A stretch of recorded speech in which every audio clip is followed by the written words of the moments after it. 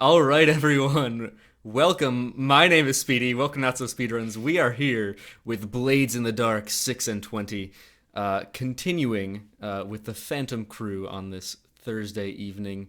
I am very excited for tonight. A lot of things apparently happened on the Shroud last night. If you guys missed it, we're going to have to recap a lot of that.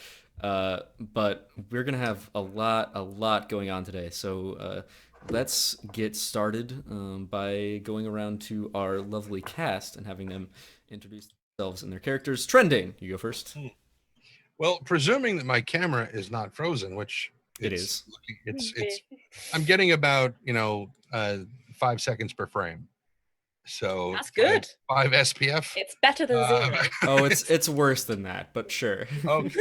Right. Having a lot of network. I am enjoying the pose though. Just this. Yeah, it's very dramatic. Okay. So this is a better pose. I like it better. Yeah. So what wound up happening? I'm sorry, that's not what your question was. I got into this pose and I suddenly forgot what I was doing. So my name is Trendane. I am at Trendane on Twitter and YouTube and pretty much everywhere you can look around and find a Trendane. It's probably me. And I am a professional voice actor who was fortunate enough to fall in with this fantastic crew of knuckleheads that I love desperately. Cannot get through a single entanglement without taking an entire episode. Granted, a lot of that is my fault, but it's Madam Gandalf, go. Go. Hi, I'm Madam Gandalf. You may know me as Madam Gandalf. I am here on Twitch. Yep. And I'm in other places on Twitch. Yep. And I'm also on Twitter. Yep. And worse every single week. I didn't realize you were eating when I tossed it to you. I'm sorry. And we have a giveaway going on. So make sure you check that out because you may get your own Blades in the Dark book, which will tell you all of the rules about our shenanigans. And take it away, Joff. Yep. Hello. Yep. My name's Joff. You'll know me on Twitter as Owlbare. That's bear as in naked, not bear as in gur. You'll also shortly get to know me on Twitch, maybe. I keep promising that. It's gonna happen. That's it. I talk about stuff. Nice. Go, take it away. Take it away, Lulu. My name is Lulu, otherwise known as Louise, otherwise known as AccidentalLegend on Twitch, or no more, no less on Twitter, where I talk a lot about goats, and it's great. Everyone loves goats. Everybody loves goats, including me. If you haven't noticed, I haven't mentioned, guys. I haven't said it enough. One other thing you've never mentioned is that when you say that it's no more, no less, that's Moore. Yes. No it's more. It's a pun no on less. my last name. Because whoa, don't dox yourself. Secret, my last name is Moore. And I'm a hilarious person, and that's hilarious to me. Yeah. So excellent. Yes. That's my Louise. Autobiography. That's Louise. And also, Sling. Great. Yeah, Sling, the grossy homeless drug addict who we all know and love. And I am Speedy. This is my channel, NotSoSpeedRuns, where we play games sometimes. And I am playing as Sky, the leader of this gang of smugglers, taking on the streets of Duskfall. As Madam Gandalf mentioned, we do have a giveaway going on right now for a physical copy of Blades in the Dark. If you want to get in on that, you can type !blades in chat and find that link. And you can enter for a chance to win a copy, all of your own. And you can join us in this crazy world of 6 and 20 where we may have made up some of the rules, but it's fine. Speaking of making up the rules, let's pass things over to Johnny. Wow, what a segue. Oh my god, gee. No pressure. How are you guys doing? There was a lot going on last night. There was a lot going on last week. I didn't watch. Who are the Shroud? I don't know him. Never heard of him. We Sound like literally losers. I don't know anything you're talking about. We're the only Sam. screw with it here, right? There's another one. Oh my god. Oh my god. Hey, let's be honest. Remember who threw the first shot. Let's be clear Not about me. that. Han Solo. It was Han Solo. He came into the campaign. It was great. What are you doing throwing shots around anyways? That doesn't even make any sense. Don't throw away your shot, man. There's only one of us with a gun, so Only one. I have a gun. All right, guys. So let's talk a little bit about last week, and let's talk a little bit about what happened last night on the Shroud. So last week, you guys decided that you were going to take an entanglement and make a score out of it. well, Literally. So in that entanglement that turned into a score, you dealt with the results of a body being dropped off on Donovan's doorstep. Whose body was it? Clav's body. Who beat the shit out of Clav and killed him? Nix. Who caused you so much trouble that it took an entire session for you guys to take care of it? Nix. Who are you guys targeting? Nix. Let's be honest. So, I mean, but we don't know who he is yet.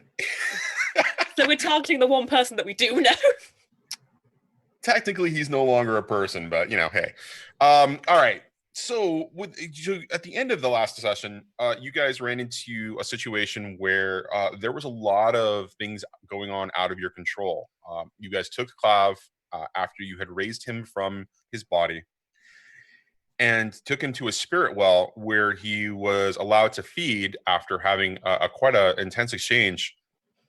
And while he was feeding on the energy off of the well, Hocus had probably the most intense experience he's had in the spirit world since he's been to Duskwall. I mean, Hocus it appears, at least to me, from an external perspective, that Hocus tends to avoid situations unless he absolutely has to. Trend, you want to say anything about the circumstances that were going on there, or do you just want to kind of at the spirit well, or the history behind it? Well, I think at the spirit well. I mean, I think the history is going to reveal itself as we play the game. But yeah. I think there was a lot going on there for Hocus. So I wanted to give you an opportunity to say anything else about that had not played out necessarily in the context of that session. Well, he was, shall we say, revisited by the Krampus of Christmas past. So I guess is how we could put it. As Clav was finishing his refreshment and coming back, Hocus sees a disturbance in the force of the well and recognized it and heard it laugh, a very familiar laugh that he has heard far too many times before. And Sling basically saw the same thing, but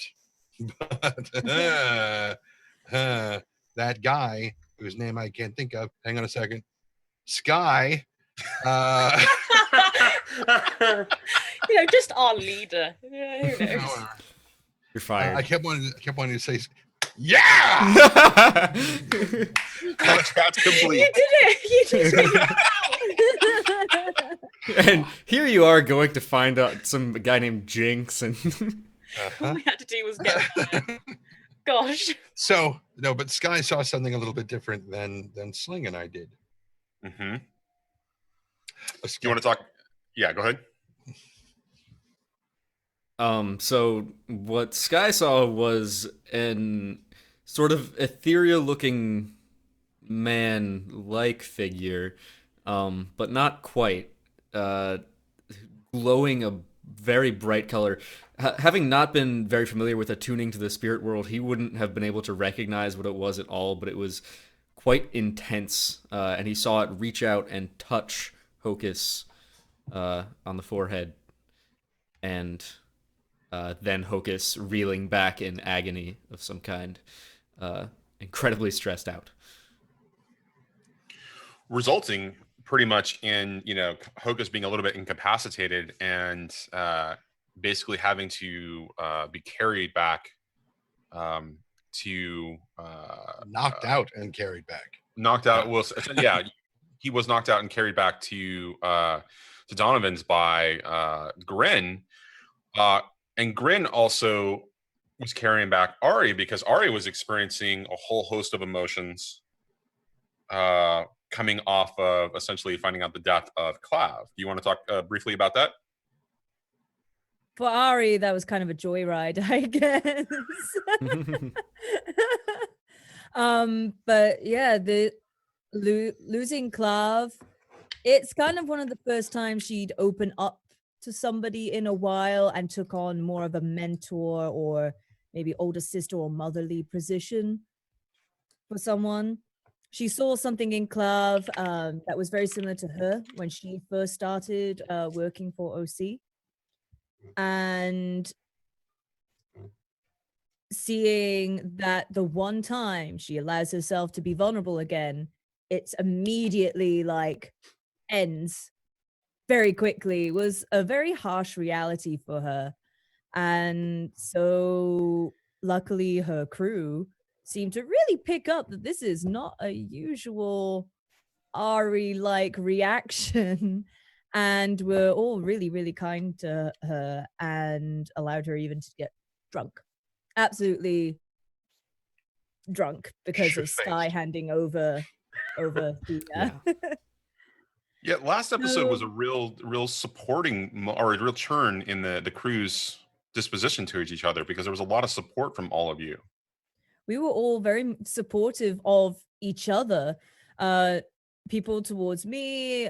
When Sky started freaking out, Ari actually turned around and put that support on to Sky. We were all very supportive of Hocus. And Grin was doing like some guarding in the like. I killed a couple guys. Yeah, you know? Killed 2 guys. Yeah. So I think it was a real bonding. We bonded. It was a bonding episode, that's for sure. And yeah, now Ari, I think, has kind of snapped out of like self-pity mode, seeing what it's kind of done to the rest of her crew to be in that zone. Well, and that's one of the reasons that I'm having you guys recap it a little bit is because we made a decision off screen after the session to call that a score because it was such a significant event, and that each player, either from a role-playing perspective or from a mechanical perspective, played a significant role in the events of that, essentially that entanglement. So given that, we're going to do a little bit of a modification of what's going to happen for tonight and jump right into downtime again, even though that was essentially considered an entanglement originally. So the way this is going to work is we're going to go through the payoff of a second score really quickly. And in fact, that should, that and the heat should be actually pretty minimal in comparison, to anything you guys deal with actual and downtime itself. We wanted a way to acknowledge that that was a significant event and not just, just a passing on of like, this is how we deal with entanglements, or this is how this is how the situation is going to evolve. It was significant enough that you guys deserve some credit and more for it. So tonight, what's going to happen is we're going to start with downtime. You're going to get downtime events or downtime actions after this. You're going to get 4 of them apiece. So we're going to try to blow through these as quickly as possible and get you guys onto the actual score that you have been talking about and trying to get to for 2 or 3 episodes now. Okay, so because it was, we're going to go straight into payoff for it. Because it was a small, essentially score, I'm going to call it 2 rep. And because you didn't actually interact with any other factions at this point, indirectly you were being targeted by the Shroud, but you guys are of the same tier, so there was no there's no plus or minus in respect to rep for that particular reason. So you're gonna get 2 rep for the payoff. For a coin, you're gonna get 2 because it was essentially a minor job.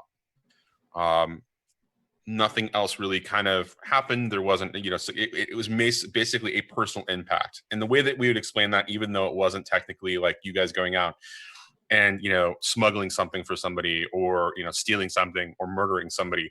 The way that we explain that is that your other business other business elements going on outside of the events of the characters themselves, we're bringing in revenue for you guys. So that's essentially 2 coin for you. Hocus, you can take a coin for this one. The crew sheet is full of coins, and I done. Okay, I only had one, so good. Thank you. All right. So for heat, this is one of those situations where, again, it's incredibly smooth and quiet, low exposure, so 0 heat to start off with. No high profile target. Hostile turf. You weren't really on hostile turf, so I don't think that those 2 weren't heat, and you didn't technically murder anybody. So this is one of those rare situations where, well, Grin kind of technically murdered 2. I mean, he kind of technically murdered 2 people. all right. There's not really a way around that. He kind of just did. Sure, I would have called that, him dumping the bodies immediately meant that there was little likelihood of no heat, but okay, you get 2 heat for that. Oh, So what does that put the crew at in respect to your heat? 6. Okay, so you're not going to up your wanted level. You're not even close to that threshold. Okay, all right, excellent. This is one of those rare cases where I think, and I would like the table to agree or disagree with me on this. I think we're just going to skip entanglements because we've got so much to do. And last time the entanglement ended up being the entire score. Yeah, it's not our fault. Also, the Shroud just did a thing that was a giant entanglement for us already. Like, yeah, that's true. That's true. We're going to call that the entanglement. Which actually reminds me, that's another great addition to the rules that we should talk about between the intercrew stuff off stream. Okay, so we're going to jump right into downtime. Who wants to go first? I will. Okay. Because I don't think I've ever gone first before. So, the first time for everything. Yeah, I know. It's kind of crazy. I'm not sure what to do now. When Hocus comes to, eventually, he's going to want to spend some time meditating, I guarantee you. But this comes to where we talk about, stress versus harm versus this, because he's only got 4 stress at this point. So could indulge his vice. Well, so we talked a bit about the stress versus harm. If you want to take a physical effect of that, I could almost see taking a level 1 harm and calling it shock, right? And it won't have a real tangible effect other than when you make a roll, you've got position and effect. It will reduce your effect by 1 level. Okay. So, and then if you want to heal that, you can heal that as a part of the meditation or whatever. Mm-hmm. Right. So, and that would be you're reducing harm essentially as one of your downtime actions. Okay. So, but I think the tangible effect would be Hocus was shocked with what happened because he went into this state of shock. Right. It was a mental effect. He went into this state of shock, and what it did was it provided him, or it gave him a level 1 harm that we're going to call just shock as the label. And then again, you can choose to reduce that at any time in downtime. Okay. And if you're going to meditate, then almost immediately we would just have you do that. Right. Okay. And he's going to. Okay. So your first downtime action is going to be reducing your harm. Right. Okay. Let me double check. The actual action is called recovery. Let me double check real quick to make sure that there's nothing that we need to do. Get treatment in downtime to activate your healing project clock. Yes.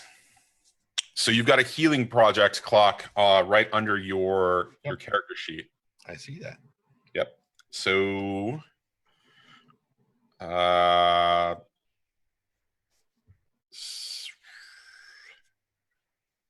take your healing rolls. So your meditation. So go ahead and roll us a d6 and let's see how many segments you actually roll. Okay, docking. That would be over here.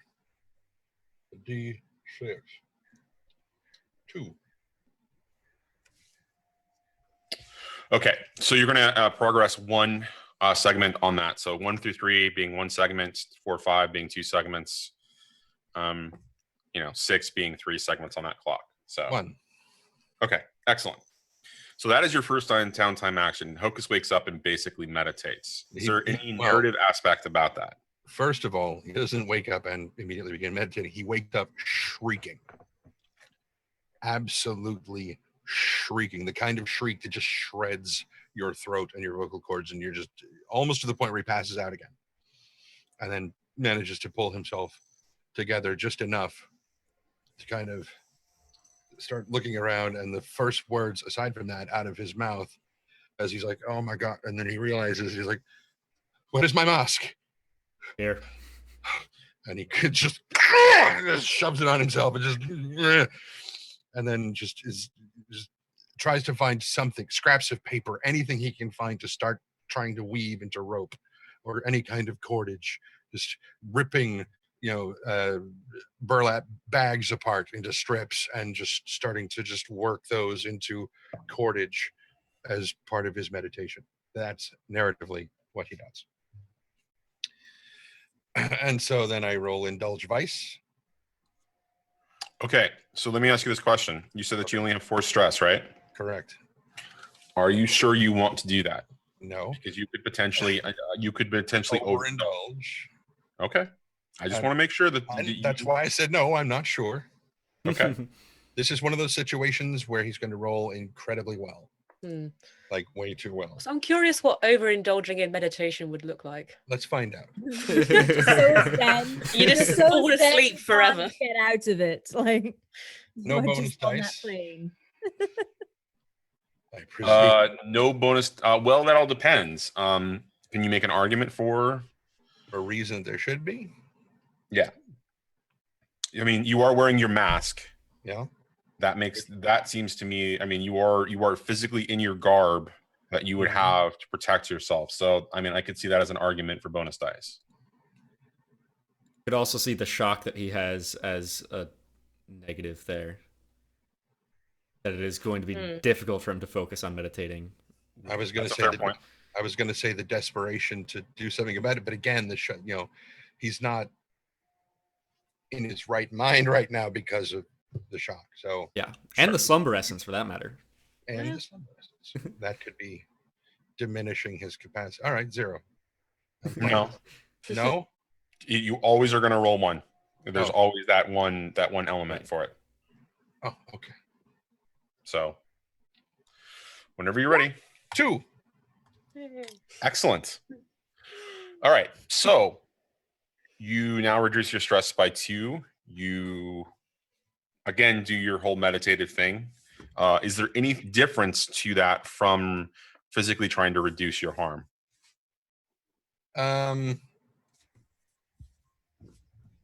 Well, I would say no. He's trying to get himself recentered, which would effectively be the same thing. Okay. I mean, it would have the same effect of reducing the shock element and getting himself focused again. Focus, Hocus. Focus, Hocus! So, are you asking that because you're saying that would be another tick on the clock? No, because there is a tangible, but indulging your vice, you've already got the tangible effect about the stress. I'm just trying to understand if there would be a difference in the approach to reducing your stress versus, dealing with your harm. So that's the only reason I'm asking the question. Okay. No. By the way, you've got the shock in level 2, and it should be in level 1. I put it where it was at what +1 or -1D. That's where I put it. No, it should be. It should actually be in less effect. Right there. Yep. All right. So Hocus has started to center himself a little bit, started to reduce his harm and reduce his stress. Reduce his stress. What else is Hocus going to do? He's got 2 more downtime actions. 2 more downtime actions. One, he's going to train a bit more in resolve. Okay. Both of them. Okay, so I actually read a rule, a ruling last night. I'm gonna let you guys do that this time around because we let Whoa. OC do it. What is the rule? Hold on. Okay. The rule is that you can only train in one attribute per downtime. So you can take one resolve and one, say, like, what do you call it? Prowess. Right? So last night, OC took 2, I think, in prowess. So I'm happy to give you guys the same benefit for tonight, but moving forward, it'll just be you'll do only one downtime action per attribute per per session or whatever. Or sorry, per downtime period. So go ahead and roll both or go ahead and put both in resolve if you want to do that. Excellent. And that, I believe, is the end of your downtime. Sweet. Nice and smooth. Good job. 41 minutes. Who's next? I can take next. Okay. So first off, I'm going to indulge my vice. Okay. I'm going to go down into the basement to visit my sister, talk with her ghost, and I guess we determined last time that in order to help keep her fed is to let her into my body. So when we talked about it, it necessarily wasn't about possession so much as it was interacting with her. And I think in your particular case, it's okay if we say that she removes life essence from you, essentially spiritual essence, but without possessing you.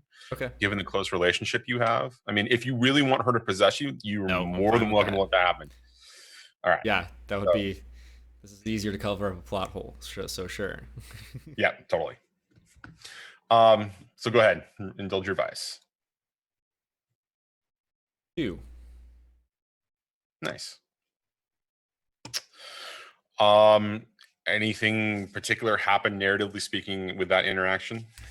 So after what had happened with Clav also being in Donovan's at this point, she's obviously she's reacted to this in some way. She's started calling out to me louder and more than before, and so I go down there, and I'm going to try and calm her down first of all, and then I'm going to go down and I'm going to try and introduce Clav.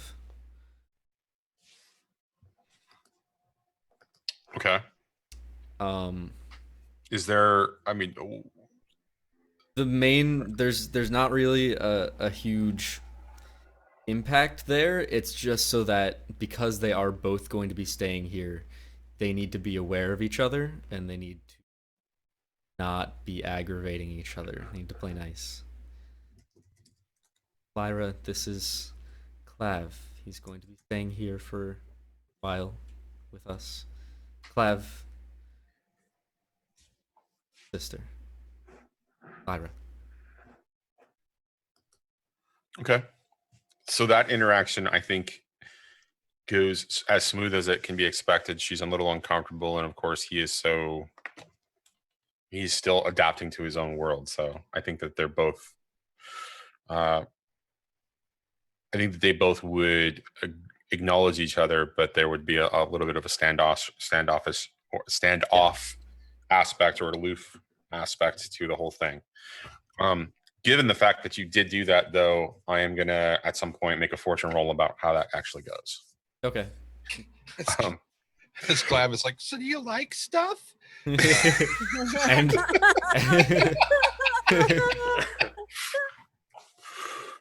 and Okay. Lyra's just like, I've been through so much. Sky help. That's pretty much all she says. They're gonna be best friends. I can feel it. Yeah. Absolutely. Yeah, exactly.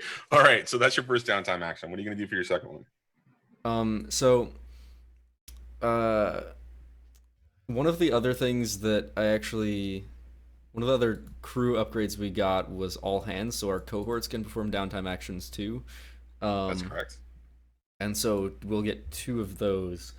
I'd like to use one of them to reduce our heat, by having our vice network basically I don't know, the same way that we have in the past, kind of send out word that, whatever it is that we have done so far, stop looking into it if you want to keep your supply.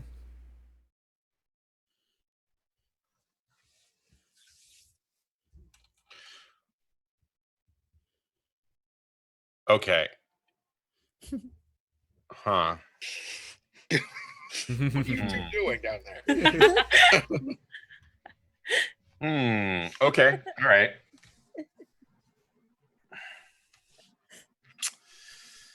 That was not what I was expecting. Excellent. Good job. Okay. Hashtag Yay! Oh, just wait till my next one. All right. So are you commanding them to do this? I would say that it's more consort. It's because I'm kind of leveraging our business relationship rather than ordering them.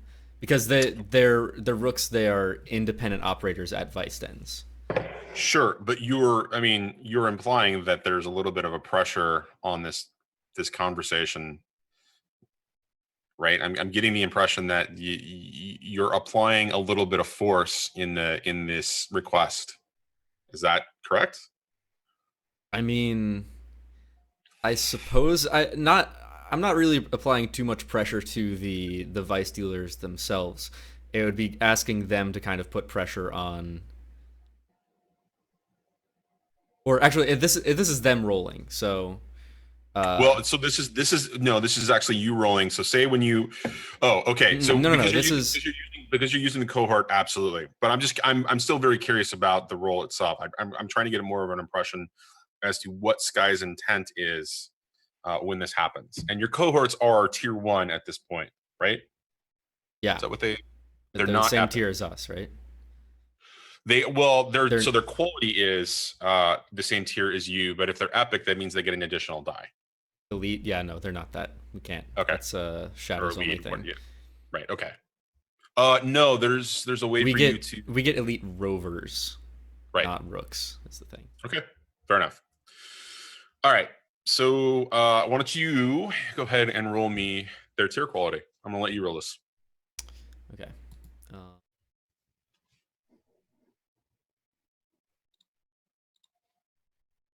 Okay. Do I get any bonus dice here? I don't know. Do you get any bonus dice here? Yes. Roll it. Yes. What? Stu. No more questions. Yes. I'll just roll it flat. Oh god. Could have made a better argument there. It's okay. This is just to reduce heat. Wow.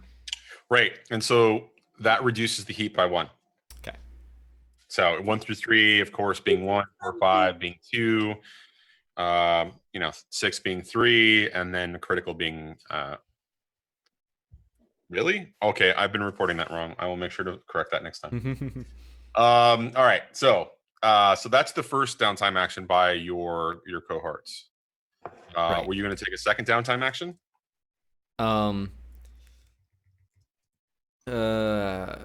Considering how that went, I might just want to do that again if I can. Okay. Like, no, really, guys. Same basic idea. Go ahead and try to reduce. We told them. No, don't tell them that. Tell them this. 3. All right, so you'll reduce it by another 1. Great. Yay. Still 4 heat. Yay! You should have argued for more dice on that second roll. You just saw the experience of the first roll, so. Oh, Maybe we should've done I thought that. that like I had set the precedent, and okay, well that's fine. All right. So next, I'd like to acquire an asset. Okay.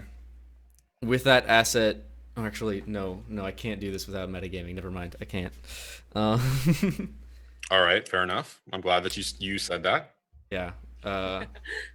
I was thinking about doing something to Nyx's homeless network, but I don't quite know that he has a homeless network yet. So.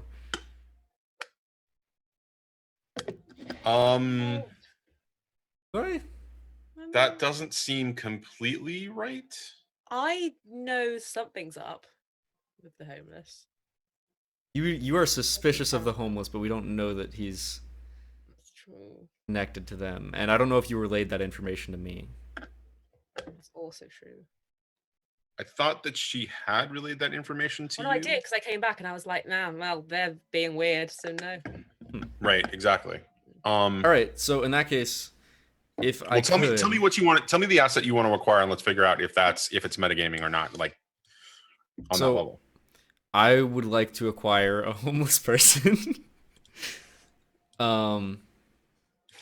who would be an expert in espionage, essentially, someone who can just blend in with the rest of the homeless people, try and figure out what's going on, and report back to me.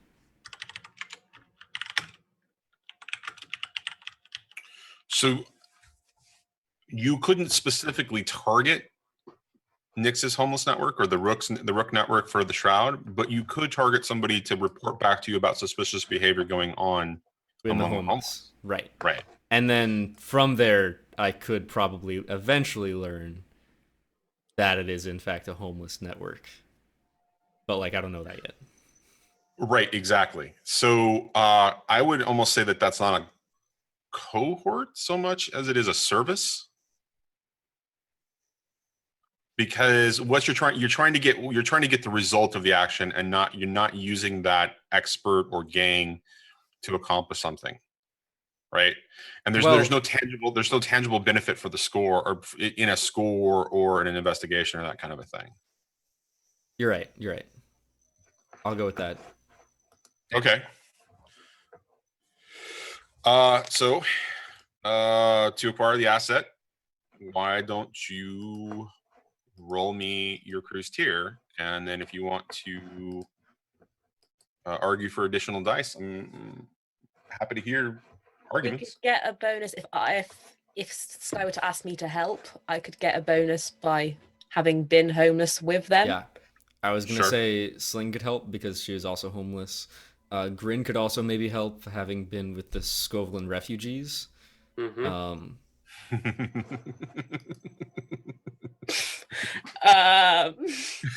What? What's so funny? Yeah. I can't tell you yet. That was not a funny laugh. That was... No, it wasn't. Yeah, it was.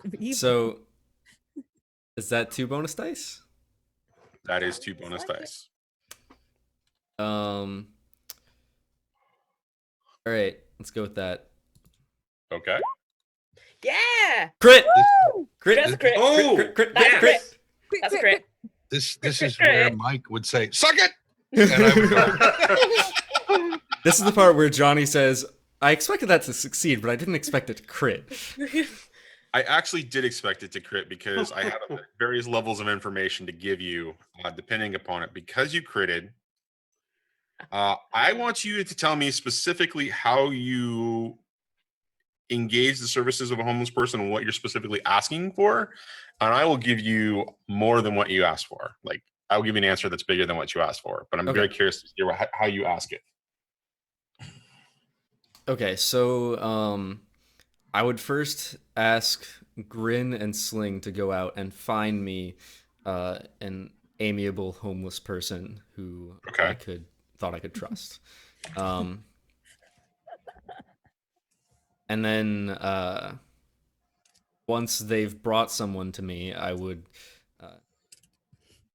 come down, talk to them, say, well, from what I hear, there's been some strange goings-on among the homeless, the vagabonds around the night market. And I'm curious. They seem to have taken an interest in me in some way. Or in place. I'd like to know why. Let's see.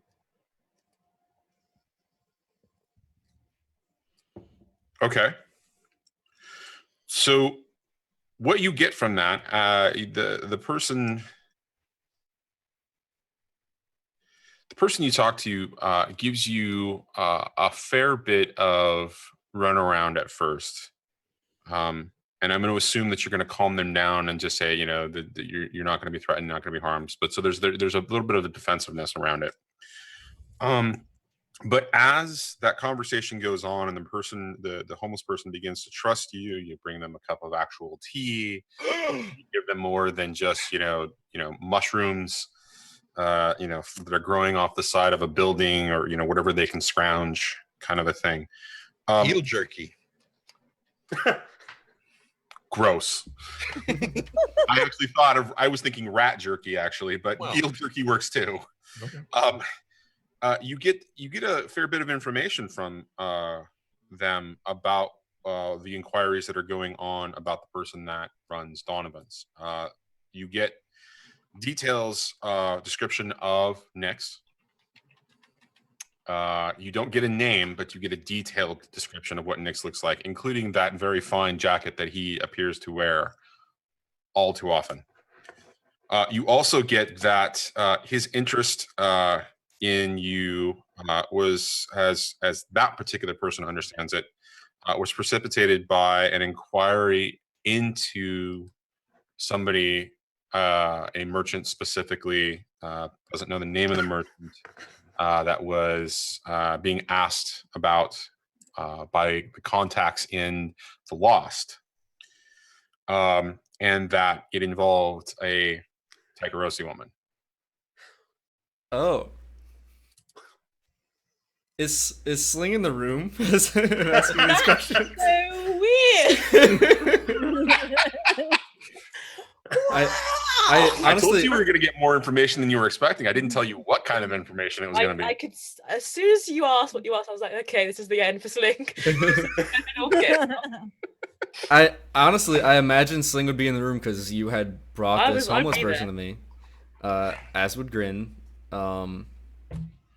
Here we go on a huge tangent. Okay, here we go. 2 hours later, right? Well, so I let me, before you go off on a tangent, let me make a suggestion, because this is how I see Sky handling this. He wouldn't do it in front of anybody else, including the homeless person. Or me. He wouldn't leave so many witnesses, essentially. All right. Because I have used this person, because I've acquired this person as a service, can I send them out to do something else? Depends on the something else. It would be to go and look into the person who, or figure out who the person was. Okay, so he gave me a detailed description of what Nyx looks like. Yes. Okay. And I would be able to connect that to the person who was around this place before. You would be able to connect that to the person that was looking for information about you before. Yes. Okay. You would not necessarily be able to connect that to the same information about who dropped the body of Clav off on your doorstep. Right. And Clav was downstairs during this description of Nyx, correct? I don't know where Clav was last left downstairs. Would you like me to do a quick fortune roll to find out? Yes. Okay. All right. You said yes. I'm going to roll. All right. 1d6 for sheer luck. What else comes to us? Sling's screaming. Sling's screaming. He's like, it's not me. There are lots of Tycherosi women. There's John. There's Susan. Can ghosts hear through walls? Yes, but you have one layer of physical security and one layer of spiritual security. Yeah, but the homeless person is already inside the spiritual security barrier. Okay. If they're inside Donovan's, they wouldn't be. Okay. Sure. I'm going to give you that one, even though, because they can pass through walls and do all that kinds of things too. Although Clav is probably somebody who would use the stairs first still, because he's still new. However, I'll give you that 2d6. So it's no longer a question, is he there? It's a question of, did he hear it? Exactly. So any other positive benefits for this at this point? Yeah, let's roll it. Okay. All right. Here we go. He heard something. So he heard something of the description, but he did not hear the details of the description. He came in just after the description was given because something sparked his interest. And so he's now sitting off in the background and Sling in horror, drug-induced horror, panicky phase is kind of, stressing out about the fact there's a spirit over there. And, she's playing it cool. She's just like, and I'm sure if Hocus is there, he notices Clav come in and takes notice of that. And Sling, Sky, you would definitely notice him, although your attunement to is starting to slowly fade. So it's becoming harder and harder for you to notice that he's there. Okay. But given all of that, yes, he did hear something and it did pique his interest and he's intently listening at this point. Okay. And yes, you can send this person out if you want to try to find out more information. That will be a second roll to determine the result of that, though. Okay, so I'm thinking not to have him determine not necessarily determine more information about Nyx, but to rather just continue listening and report back anything that the Homeless Network is being instructed to do by Nyx.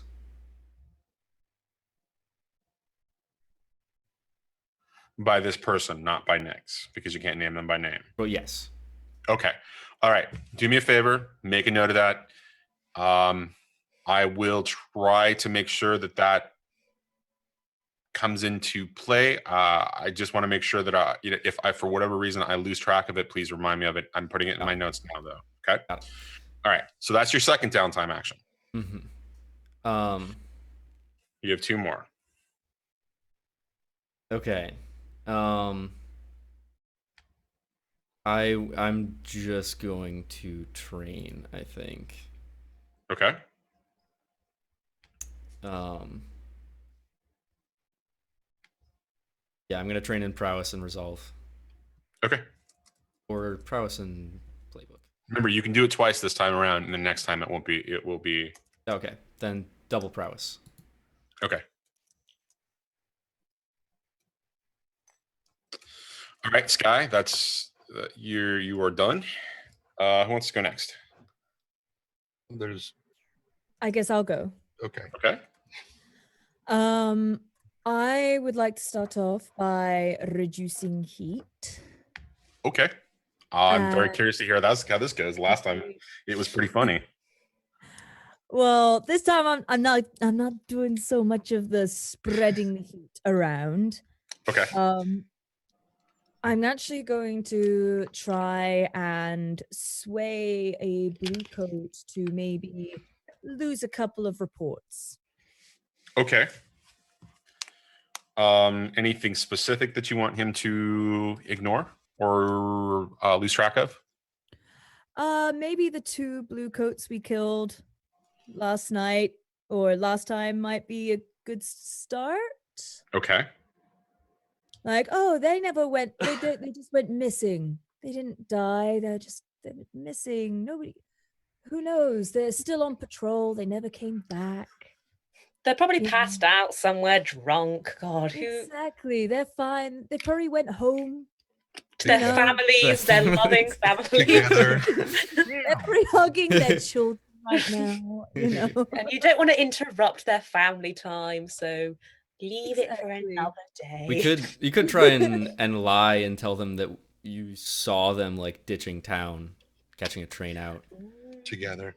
They They ran away together. They elope. Yes. All right. I'm gonna try and do that. I'm gonna sway them that they ran away together. Okay. All right. So you're gonna sway them. So go ahead and make your roll. I think we should get a bonus dice just for the idea. I love the idea of giving you a bonus dice just for the idea because that's entertaining as hell. Great idea. They were just walking so in sync, we could tell. They were like, "Oh, I always knew. I always knew." It almost sounded like one pair of boots, and Grin barely noticed. Yes.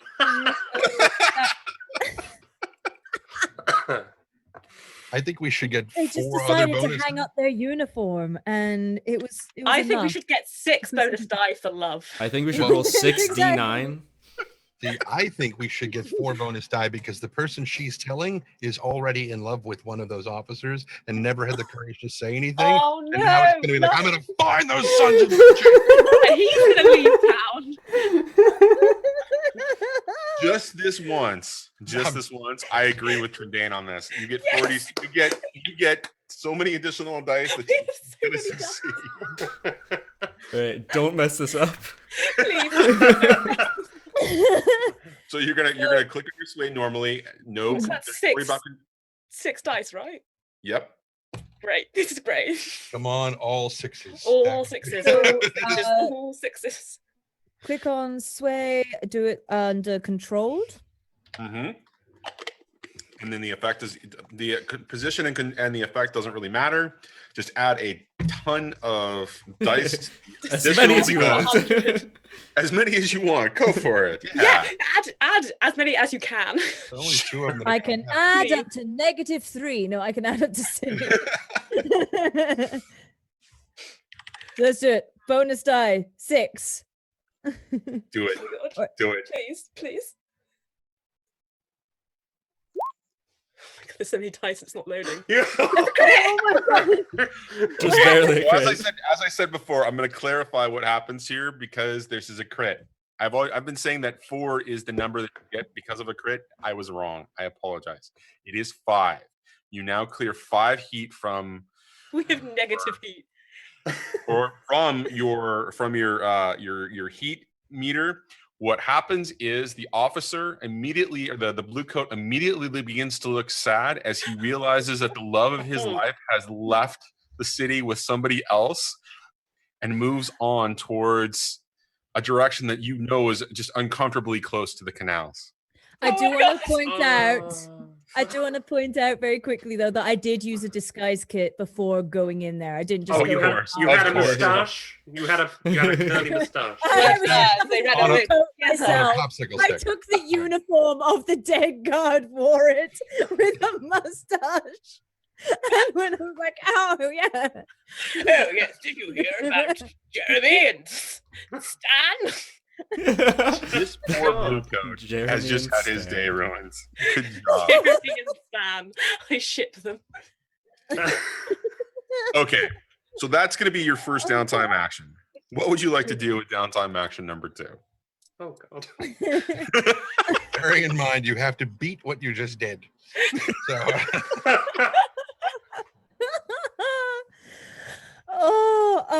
I'm going to indulge in a vice. Okay. So what is your current vice at? It better not be booze. Stress. Yeah, my current stress is at. I mean, it's not very high. It's at 2. Oh yeah, I love the idea of Ari indulging in her vice, but I think you're going to overindulge if you're not careful. So overindulgence will introduce complications. I would recommend if you don't have any other options or a long-term project that you want to start, that you should train. Fine, I'll train. I'm going to train and resolve. You're going to train resolve. So you're going to train 3 times in resolve. Is that correct? Yeah, sounds good. Then I'll level up resolve. You level up resolve. You can drop a new pip anywhere on that you want to. So either sway, consort, command, or whatever. So cool. Drop it wherever, and then you're good to go. All right. So that's downtime done for Ari. Grin, Sling, you 2 are left. Who wants to go first? I'll go first. Okay. For the first 4. Yeah, I'm trying to think. I'll first 2. I want to train in prowess, and we get extra for prowess, right? Am I making that up? Something like that? Do we? We get double. If we just say yes, does that answer your question? Yes. If I do that, making it up, or yes, we do get it. I believe it's a crew benefit that you guys get. Is that correct? Yes. Yeah. Okay. So I can level that up completely and get a new pip. That's nice. That's great. And then do I want to train again? I don't have any assets to make because Sling's not got a friend in the world anymore. Things aren't great for her. Actually, wait. That's not true. This is coming after that whole kind of, oh yeah, there's a Tykerosi woman looking into you. looked to the camera like she's on The Office. Like, oh, who could that be? She might try. She's going to try. This is going to backfire so bad. Sling's going to try and spread. She's gonna she's like, oh, I need to look into this. Like, this is weird. There's another Takarosi woman. Like, oh my god, maybe I know her. Maybe we were friends. Oh my god. She's gonna go out into the street, and she's gonna make it try and appear as if this woman, who dared to mess with Donovan's, has gone. And she's like, damn, I can't find. Oh no. She's gonna make quite a show of it, so that like the homeless can see that, like, oh, maybe she is gone. This is so sad. I could have connected with a friend. Oh no. But woe is me. Can I do that? It's a good job you already have a gun, because now you can just shoot yourself in the foot. Yeah, you know.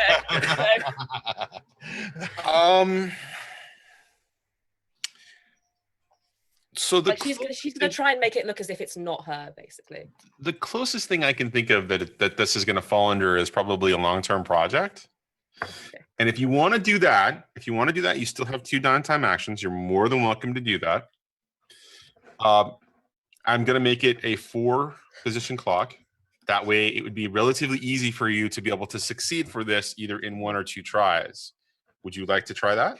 Yes. I mean, before she does that, I feel like Sky would probably have a talk with her, because we haven't really done that. The second he said that, you're just like, oh, gotta find that Takarosi woman. Wow, storm out the door. Yeah. Exactly. That's not suspicious at all. Oh, it's not suspicious at all. Absolutely. Sky definitely will believe that. I'll wait for the conversation to die down, then I'll be like, you know what, I should probably look into this. I'll catch you later. Bye. Have a good day. Okay, we're gonna call this the Takarosi deception. Okay. Okay. What am I rolling for this? I don't know. That is a really good question. Can I roll a hunt, because I'm hunting for a Takarosi woman? And I'm really good at hunting, so I can make it look real good, real. Right, but you're trying to convince everyone that you're trying to convince the homeless network so that the information that gets back to Sky is that you are hunting this. You're looking for this particular person, right? Wait, are you trying to convince Sky or Nix or to everybody? I'm convincing whoever's listening. Like, it's not me, guys. I don't know what the right thing to do here is. Say hunt. Please say hunt. Seems like sway. It seems like a hunt. Or consort, maybe. I think it's a sway or a consort, absolutely. And the thing is that you've got negative in both. So I would love to hear. You know what? I would say that you should say it's probably either one of those, but you get a bonus die immediately for your desperate situation.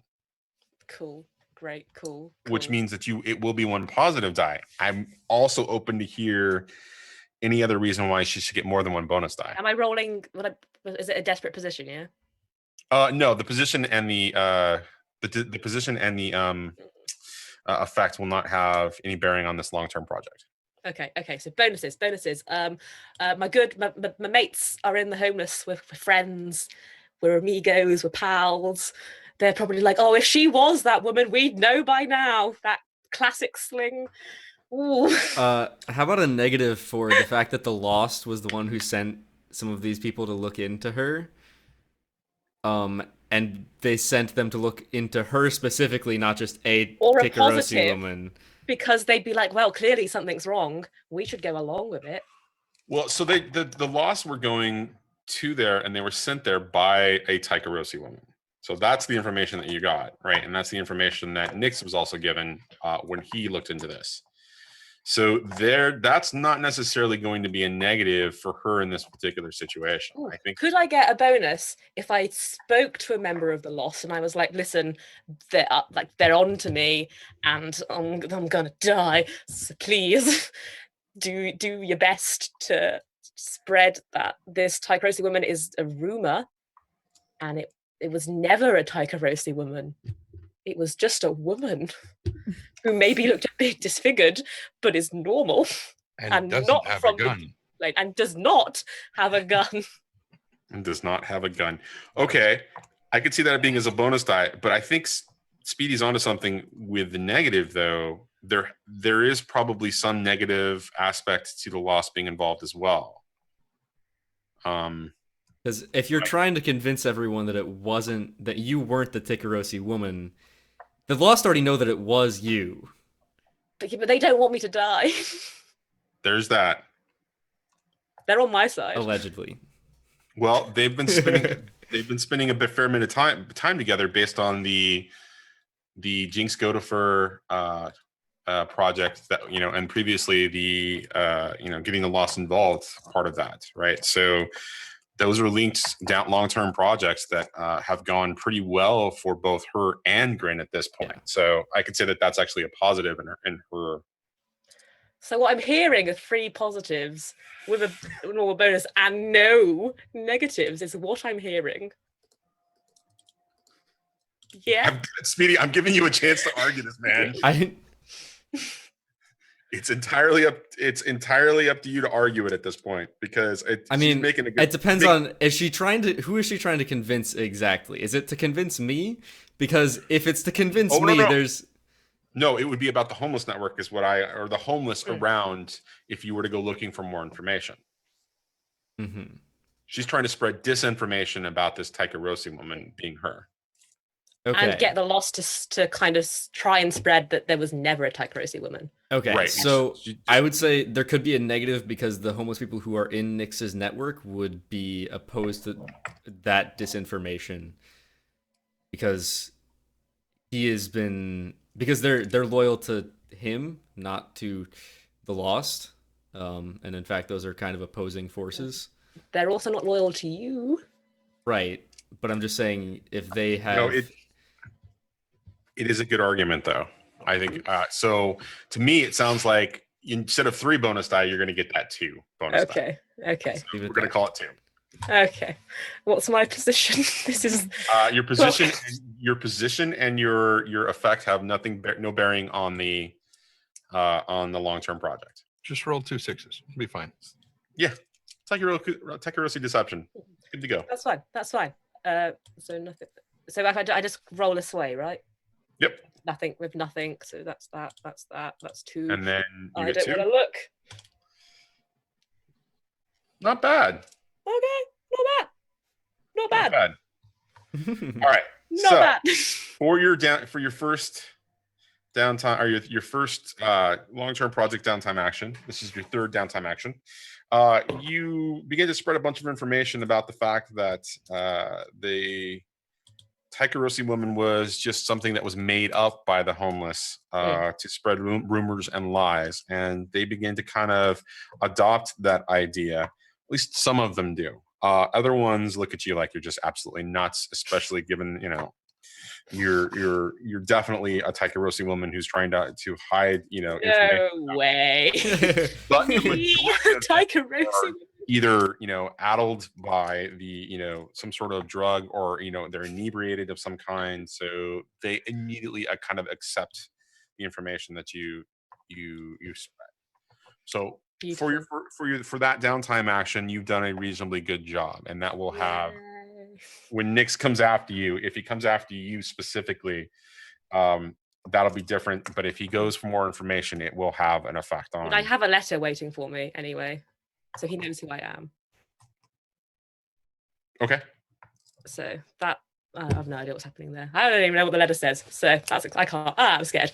Anyway, right. So what would you like to do for your 4th and final downtime action?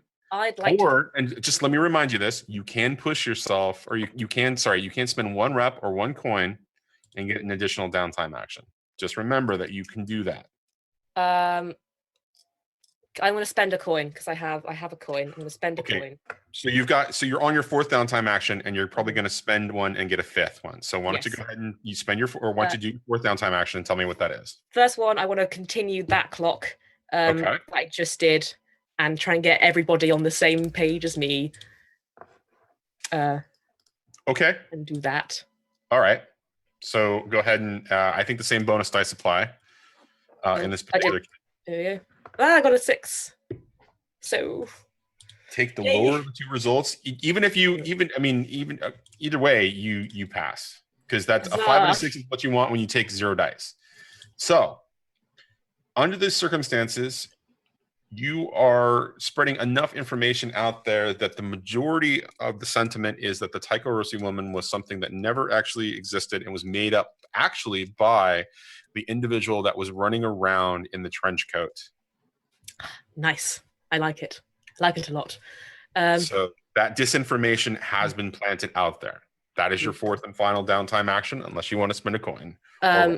Spending a coin, and I'm finishing my other clock about the past, and because last we found out was people like her team back home were looking for people that used to run with them. She wants to find out, are they looking for her, and do they want to kill her, or do they want to be friends? Specifically the leader who she used to be with.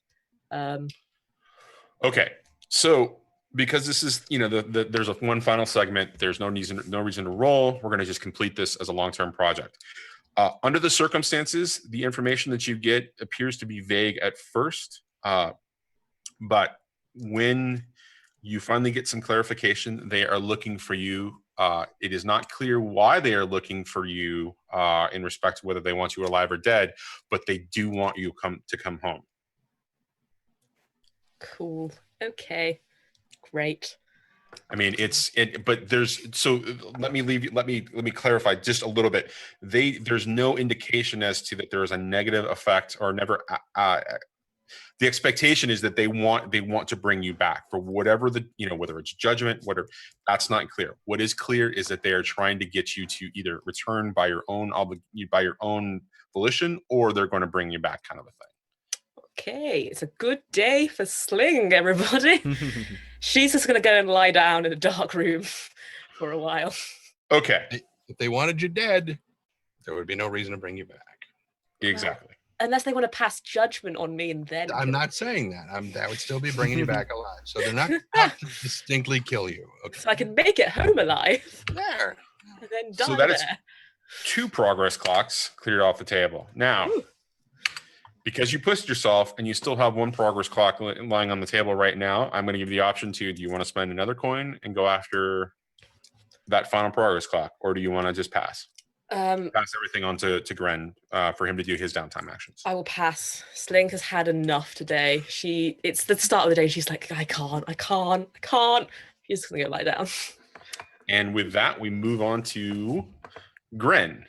Oh. Grin, how's it going? It goes. If I do training, for example, I want to advance my playbook. How many times can I train? For your playbook, okay. So you cannot advance playbook XP. You cannot train specifically for playbook XP. You can only do it for your attributes. Oh. What is training personal on the crew sheet? Wait, where is it on the crew sheet? On the crew sheet, on crew upgrades, you can upgrade training in Insight, Prowess, Resolve, or Personal. Okay, hold on just a second. Let me double check that information, because that leads me to believe that that's possible to... While Johnny is looking up this information, remember that you guys can go to some website somewhere and get merch that somebody better do this instead of me. But your voice, it was so beautiful. And Whatever. buy it. and you can look as handsome as me. Okay, so training. You can. I apologize. You can train playbook advancement. Absolutely. Woo! Okay. So, how many times do you want to train your playbook advancement? 3. Okay. What does that do for Grin? Does that actually advance it to completion? It would. Yeah, if I take 3, it would complete. So narratively, because I know what I have in mind, or I did. 1 second. Okay, you got it. Let me go back to the cutter sheet.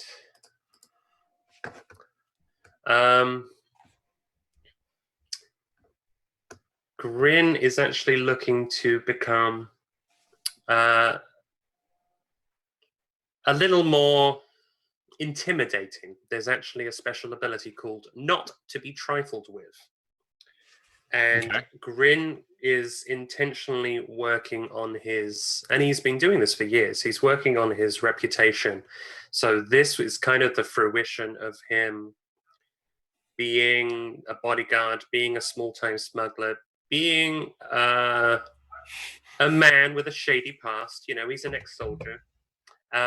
So I want to put, three of these, three training into this, which would then get me my second special ability. In other words, he's working on his smile. Yes, he's working on his grin. You are taking the special ability not to be traveled with. That is perfect. Okay. Yes. What does that do exactly? There's been a lot of these moments. Hold on, what does that do exactly? Okay.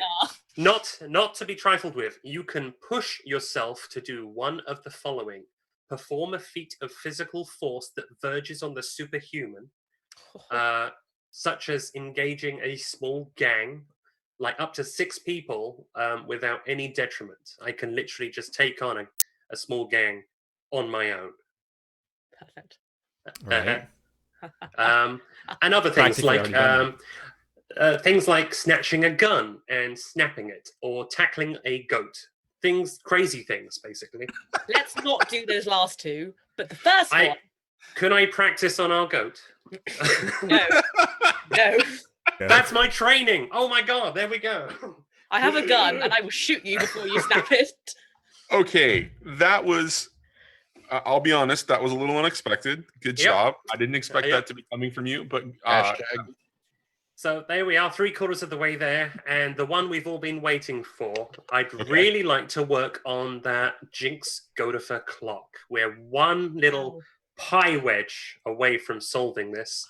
So, and the names escape me. Grin and Sling previously met a father-son, Skovlin. Skovlins from the underground. And I forget the lad's. I forget the lad's name. Aldo 4 and 5. Okay, Aldo 4 and 5. I was going to check my notes, but for right now, fine. They're going to be Aldo 4 and 5. I hate you so much, Trendane. All right, okay. So, because again, this is another clock that is progressed to the point where there was only one segment left, so any action on this particular clock will close that off. Okay. Because this clock is actually shared, is a shared project between Grin and Sling. It will actually be the culmination of it is that there will be a message delivered to Sling in the form of a piece of parchment sealed, outlining a time and a place in the short term, in the future, and it will we'll determine this. Either post score or whatever, or post, into free play or whatever, however you guys want to move with that.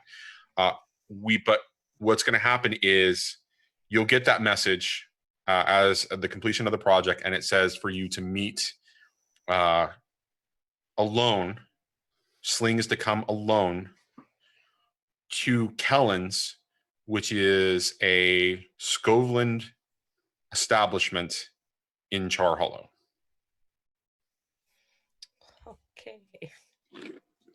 Okay. Well. Yay. And so that meeting will be the conclusion of the clock. That will be the conclusion of the clock. Okay. That's you taking the action. That's you taking the actual downtime action. You were involved in that the transaction of that message. She reviews it with you, but it is very clearly, specifically stating she must come alone, and you will be directed to a particular room inside of Kellen's, which is a Skovland establishment for expats from the Skovland island, inside of Char Hollow. Okay.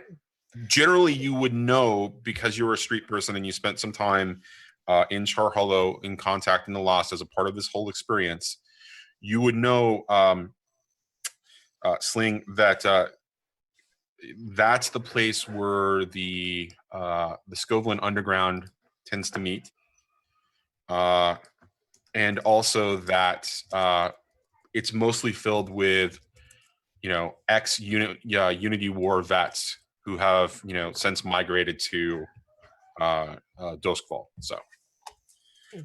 And so it with that, looks like this meeting says next episode. oh no.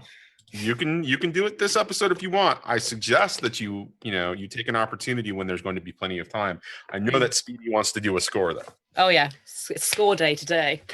Can I just interrupt and say, Johnny, congrats! You just got all 5 of us to do our downtime in 1.5 hours. In about 75 minutes. Listen, that was double downtime for everyone. That's Okay, true. normally just Yeah. one downtime is enough to take a previous episode. So we're I'm not double time. I'm right not now. taking the piss. I'm thrilled.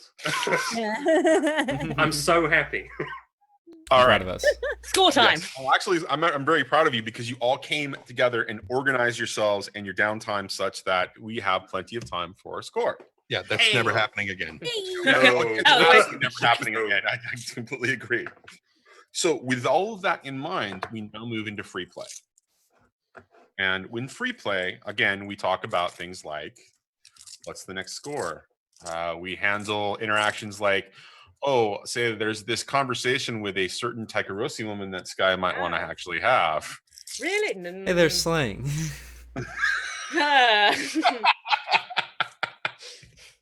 That's an interesting thing that I just heard there. That what was? We had a lot of things right there. Well, there was a man happened to mention that a Takarosi woman was the one who may have been contacted or may have contacted the Lost. Been looking I into. couldn't believe it, sir. See, so what I did, you might have noticed that I kind of slipped off at the end there. Like, you got to understand, boss. I ain't really seen much Takarosi since I left. I thought, well, call me naive, sir, but I thought maybe I might have known her. Maybe, maybe we used to been friends. I don't know.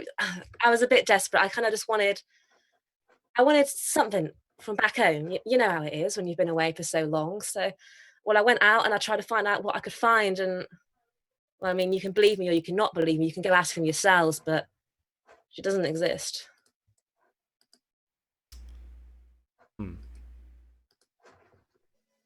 That's interesting, I suppose. Why would that man have told me of this then? I don't know. He said, well, what I found out is that this whole Taikarosi woman, well, it was set up by that man, the one that he was chatting about, the one with the leather jacket, the one that was looking into us. I don't know, maybe trying to put us off something.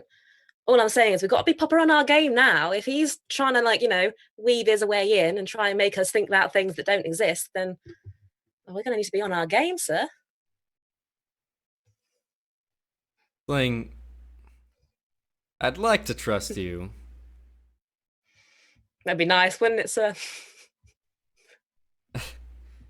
You've lied to me in the past, and I'm having a hard time with this. Well, I've also helped you in the past, sir. Let's not forget. I'm in a right good position to help you in the future too, sir. We're in this together. Let's just suffice to say, from now on, you don't reach out to the Lost. You don't go spreading rumors about. Now on, I ain't never done none of those things that you said, sir. You can go ask the owners That's yourselves. fine. That's fine. And just making sure, don't do that. Don't go contacting the Lost. Don't go spreading rumors that that there's someone working at Donovan's who is treating employees unkindly, and we'll be fine. And you're right. I'm not going to try and do anything else here because we do have a bigger problem on our hands, and that's that man in that leather jacket. Too right, sir. So should focus on that. From what we understand, oh god, there's been so much going on lately. Should I get the others? Yeah, go do that. Was I still? You said that I was still at least sort of attuned to the ghost field to notice Clav coming back upstairs, right? You did. You were definitely. You are still. I mean, you're losing that connection, right? Yeah. You. It's not something that you can maintain because you don't typically do it, right? Yeah. So that shift, that awareness was specifically targeted at him, and so it would have lasted a little bit longer, especially given the circumstances of being around the spirit well when you did it, and because of the circumstances related to Hocus. So I think narratively, yeah, that as the farther you get from that event, the more it begins to kind of fade. Well, I almost want to say, well, I after that event, I took my XP, part of which I had gotten from the desperate action I rolled and the crit that I got, and I leveled up my attunement. So I have 2 pips in that now. Okay.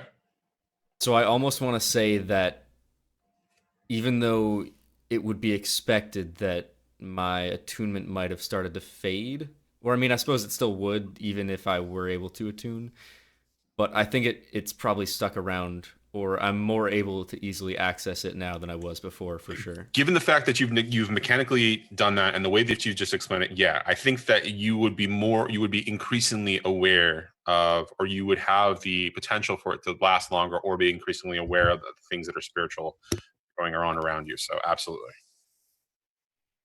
Clav, I noticed you you coming back up here when that man was talking. Is something wrong? Clav moves closer to you, and for a second you're uncomfortable because it's almost like it's like uncomfortably close. It gives you the shivers. The only person that's ever done this to you has been your sister. And his eyes begin to kind of move, around the room, and he's not really looking at you, but it's almost like he's processing something. And his response immediately is, "Yes, jacket. Jacket. I remember a jacket, neatly folded on a table. Room." And this continues as he begins to describe a scene, essentially that matches, if you guys, for those who haven't seen the Shroud episode where Clav was murdered, it was essentially a private room in their HQ that was laid out in, for lack of a better word or lack of a better description, an S&M room. It was Nix's, or I'm sorry, it was one of OC's private quote unquote pleasure rooms. But there was a table and a chair in that room, and Nix took off his jacket, took off his rings one at a time, having a conversation with Clav, and then placed them all on the table before any physical activity began between the two of them. So when he describes this to you, he describes jacket neatly folded on table, rings perfectly placed, in a line. He starts to describe these little things to you, these little details. And when he's done, he sets the picture of the room, of the inanimate objects in the room. I would repeat back to him the physical description of what Nix looks like to him. Okay. Hocus, are you in the room? Mm-hmm. What is Hocus doing as this is happening, just out of curiosity? At this moment, he's sort of half meditating. I mean, he's standing. He's not making rope, but he's just casually repeating small, short chants to try to just continue to hone his focus a little tighter. But he is listening. Okay.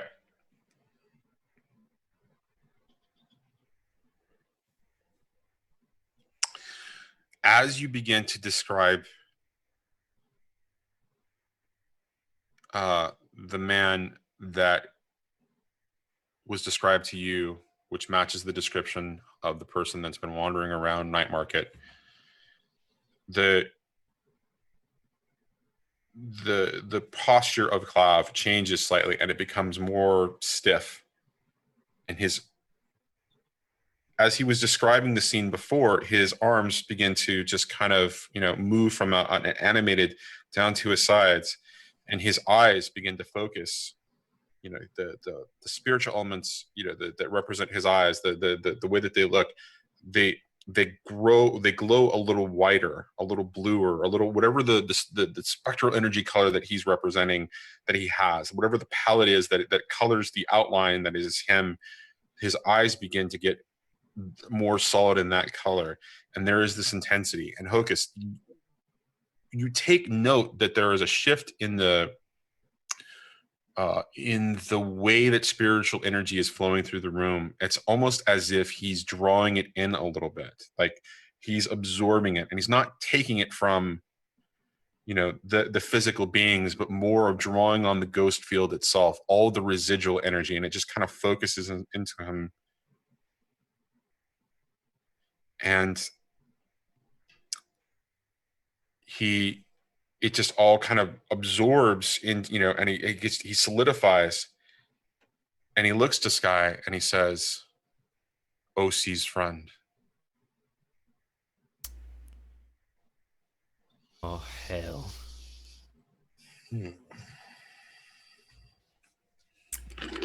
So this guy, he's been after Sling, he's been after Donovan's. He's friends with OC. Probably friends with the guy who dropped a goddamn body on our doorstep. Then he looks back at Clav and remembers that he was the body and down for a second. Clav is really kind of lost in his own thought. I mean, it's like when he sees you, when he's talking to you, he's almost not seeing you. He's responding to your voice. He's responding to it. So he's not really aware that you're talking about his body, because he's still caught in whatever moment he's having, right? Right. Do you know where?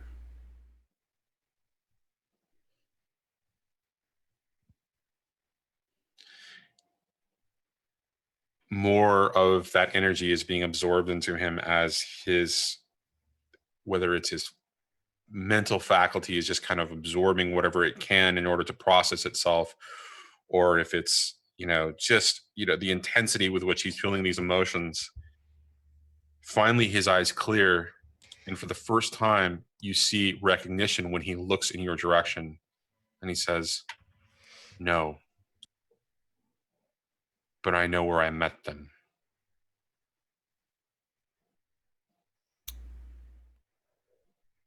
Tell us where.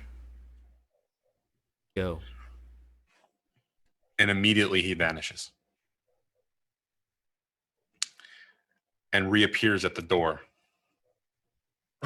Which then Sling opens. She's like, "I brought the rest of us." Well, no. So as you kind of open, he passes right through you, and you get this cold feeling as he moves out. And Hocus, you know that he's going to go and just do this unless and he's just going to start moving. You don't have a beat on him. You don't have any control over him. You know that he's just going to follow. So you can either make a choice to follow him, or he can go off and do this thing, and you can find him later. What are you guys doing? He's going looking for him. Do we go with him, knowing that once we get wherever it is we're going, we are likely going to get into a fight, or we will have to extricate ourselves and him? Do we think that Clav would be able to take care of this guy on his own? No. Not as new as he is. He does not have the skills to do that. Then we gotta follow. I reckon we should help him. All right, then. Go, quickly. Guess we're going on an adventure. I will call out to Clav to slow down. Let us come with you. I want you to roll me an attunement roll for that. Okay. Because he's in serious. He's on a mission. Yeah, he's incredibly focused. So I definitely want to see how influential you can be on him given the circumstances. Risky, given the circumstances. Very much so. The effect will be limited unless you can argue otherwise, because it really is just focused very specifically on him, right? You aren't influencing any other entity or element in this circumstance except for him. All right. What about bonus die? Can anybody think of a good reason why you guys need bonus die here? I get one for my spirit mask. No, that's for defense, isn't it? If Sky, Go ahead. Sling, go ahead. I was gonna say, if Sky and I are still attuned, we can help. When you could, That do would me a make us- favor, Trent, look that up real quick while. Okay. All right. So, yes, I think that argument could apply, but I think it will be one bonus die for the fact that both of you are also attuned to this. This is the kind of thing that I think Hocus would immediately do automatically, and your support for him would give him that one additional die essentially. Mm-hmm. I'd also say the emotional connection to Ari might make him more tempted to come back to us. Right, but she didn't have any interaction with him in this particular circumstance. So I just stood in the she may be doorway. right there with you and having this conversation, or like being a part of the conversation, but she didn't interact with him. She can't see him right now. So, I mean, it might be a good time to start taking lure, Ari. I mean, I'm just saying. I mean, No. Worked out great. No. I'm perfectly happy to just give her alcohol. What I've got a quick question to ask. It may be relevant. It may not be. Okay. What is the Spirit Bane charm? Spirit Bane charm helps protect you from things like possession, or will affect, have other effects like, and it's kind of like how we can determine it narratively, whether what's going on or not. But it really will come into to play where it's basically there to protect you. So any type of interaction where something is trying to take either a hostile action, or it may not be hostile, but it may be, it might have some negative effect on you. The Spirit Bane charm should be there, in my head, to protect you in some way, shape, or form. Okay, I was just wanting to check because I do have that, and I didn't know whether it maybe allow me to have that communication or what. Well, so as a slide, there should be an ability. Ghost voice is probably the thing that you would probably use in that particular case, but you don't have that special ability, do you? No, I have looking in a mirror and trust in me. Yeah. So yeah, you probably wouldn't be directly interacting with Clive at this point. No worries. For those reasons. Okay. So Hocus, what does it provide? Arcane item that allows the trained user to see supernatural energies in great detail. Also affords some measure of protection against ghostly possession. So no, it does not give me any ability to entice him anymore to listen to me. So I would say Sure. bonuses. Okay. All right. So you're going to get one bonus die because the fact that both Sling and Sky are still attuned and have been interacting with him. There is a connection that they provide as well in your request of him. Mm-hmm. So is that one or one each? One only, because it's Okay. both of their. Okay. Yeah. All right then. Don't roll like Hocus. I rolled like Hocus. Oh. I guess Okay. they're running. So he is so focused on what goes on. It's a momentary pause as you all kind of are able to pile out the door and kind of just see him make that dash, and then he's just starting to move. And he's moving very quickly, but you can keep up. But he's still moving. The luck that you're having in this particular circumstance is he's still moving as a physical person would. Yeah. Right? He's following the streets. He's not moving. He's not moving through buildings. He's not taking advantage of the fact that his state is not solid. So he begins to kind of move through the back streets of Night Market. and he makes his way in the general direction towards Six Towers. And he's kind of shifting and moving through the streets, crossing the bridge between Night Market into Six Towers. And when he pauses finally, as you kind of see him in the distance, he pauses at the entrance between Six Towers and give me a second. Let me get the specific district, because it doesn't take you to a specific location, but it takes you to a bridge that is connecting between Charter Hall and Six Towers. Let me pull up the map and I'll show you exactly where it is. Not too far from where Hocus lives. So, yep. So if you're looking at the map, it's this bridge right here. Did I move you? Yeah, I did move you guys over. So it's, again, that bridge right there. He moves through the streets and then takes you through it.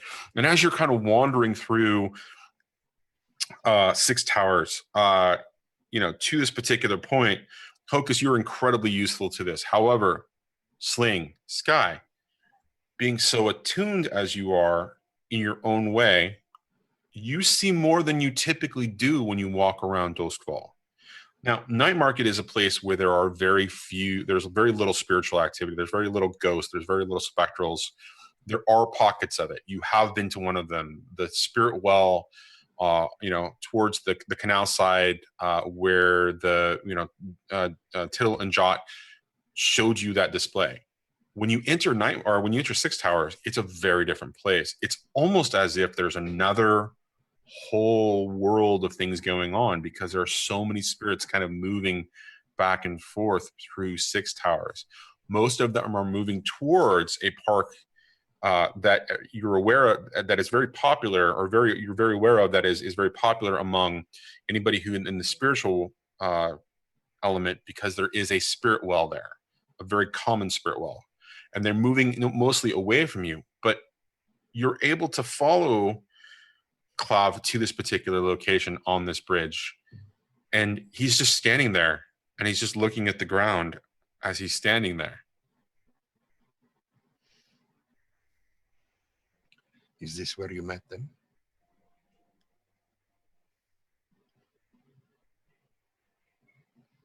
He looks up at you, and his eyes are blank, and the features of his face begin to kind of blur a little bit around his eyes, and just across the bridge of his nose, and just on the bottom part of his forehead. And you get the impression that he's being blindfolded in some way. And Hocus, you realize that this is not uncommon. Sometimes when spirits when the ghosts draw the energy in, and they're reliving an echo of some kind, their features will change a little bit, and you realize that he had been blindfolded at this particular location.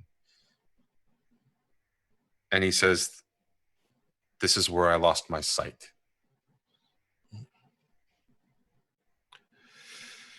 So you were blindfolded here and taken somewhere else.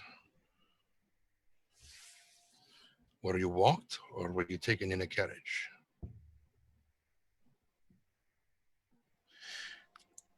His form begins to kind of move a little bit up, and his stance changes to his body actually sitting, and his body is elevated,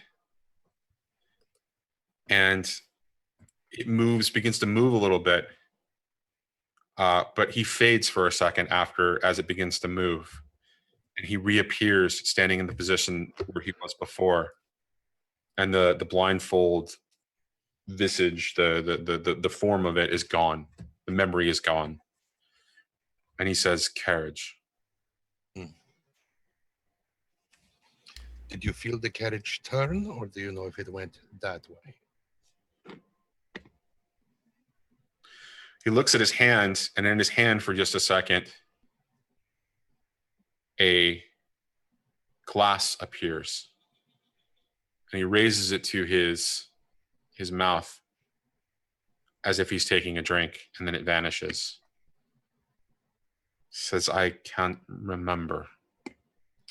So you were drugged. I can't remember. It's all right. You said a carriage. Was there... Did you hear a voice of a driver by chance? Did it sound like a man or someone else? Perhaps a cabbie? He's thinking about that as, you know, and he's kind of, you know, just again looking around and just kind of lost in his own thought, and his eyes again become blank for a second, and the mask again begins to appear so that his eyes and the base of his forehead and the bridge of his nose begin to kind of diffuse a little bit. And he says, OC.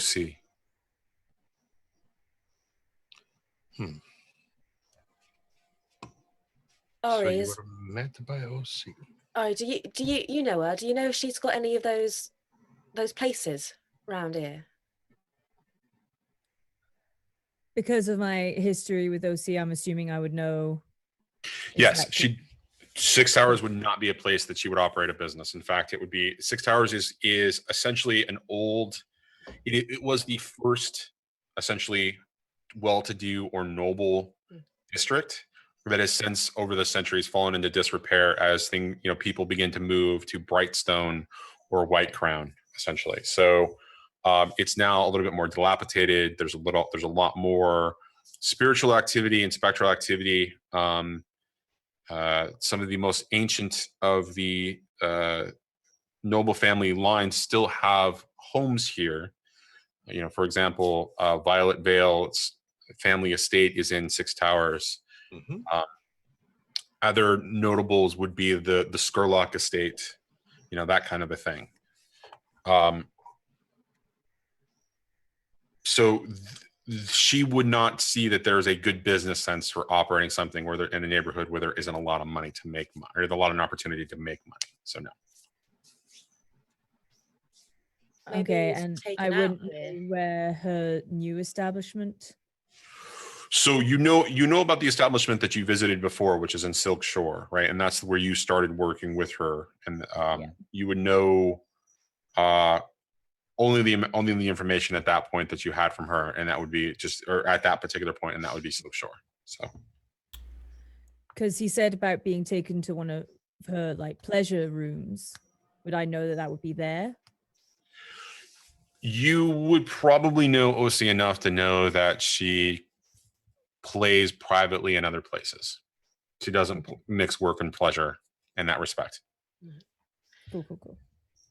What's the first thing that you do remember after this? If anything. He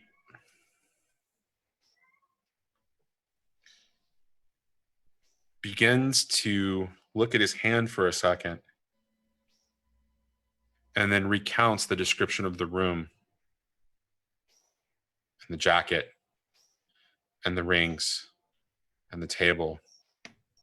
And as he's making this, it's a very long description, and it's the same description again, right? It's in perfect detail. But as he's doing that, you see that he's looking at his hand, and his hand goes from being an open palm like this to a fist. And as he finishes the description, he turns and shakes his head. Okay, pig. Okay. Sorry, guys. Got a cat yelling at me. I hear that. He turns and he cocks his wrist back. Okay, cat. He cocks his wrist back, and he's shaking his head, and he's looking at his fist, and he's shaking his head. And Hocus, you realize he's caught in an echo. Yeah, he's caught in an echo. right? And he's pulling back with this, and he's shaking his head, and finally he nods and throws a punch into the air. And for just a second, you see the outline of another body there. You don't see any facial features. You don't see any physical form. You just know that he's throwing a punch at somebody else, and that his memory is strong enough that you see that it connects with the chin of the other person. And that's it. And as it finishes and he carries through, he vanishes for a second, and he's back standing there in the position where he's just kind of looking at the ground. Come here, big cat. All right, so as he's kind of standing there, he's lost in thought again.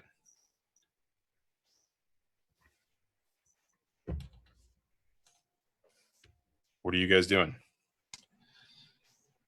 I'll kind of reach over and just barely lift up his chin to kind of bring his focus back to me. This person that you struck with your fist, is that the man that made you what you are now? Is that the man that killed you? Is that OC's friend?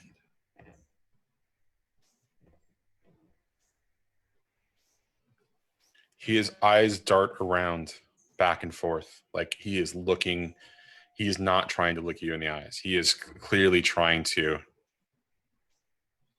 And he's the fear is playing across his face. Again, that while he's not completely caught up in the echo of the memory, he is definitely remembering something.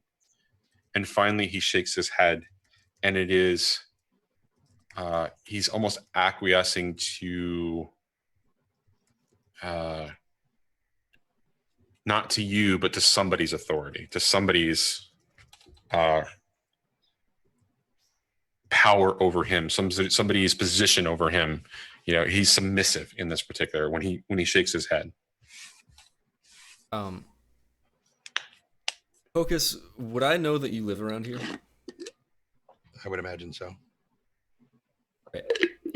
Hocus, you're from around here. You know the local haunts, if you will. Oh, that's a knee slapper. I'm gonna slap my knee for that one. I somewhat, yes. I Are there any spirits that stick around who might have seen something? there are possibly a great many. There are the ones that frequent the park up there. I know I have an associate, another whisper like myself. She lives not too far away. Most of her family is resolved spirits, actually. And I do know there are avenues to look into, but I don't know what we want to do with this. Well, because I myself, I don't know too much about the spirit world, see, but I mean, do you reckon whatever's going on with Cloud, you might get, I don't know, stronger the closer we get to where, it happened? So you want to use him as a sort of ghost compass? Or I could try. I mean, it's a long shot, but I mean, I could try telling Goat. Just point down at the dire pug ghost pup called Goat. I know with a good enough description, he might be able to try and help find this place.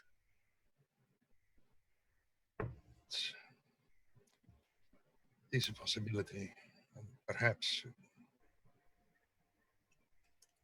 And he looks up at Clav again, just reliving these memories over and over again, and he just grabs him with both hands on either side of the face and pulls him right up to him.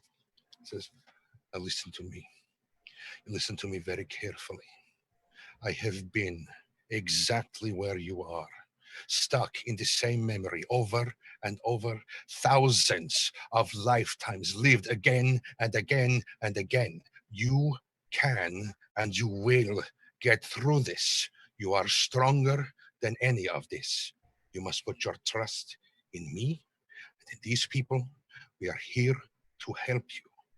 Lean on us when you must, but you can beat this.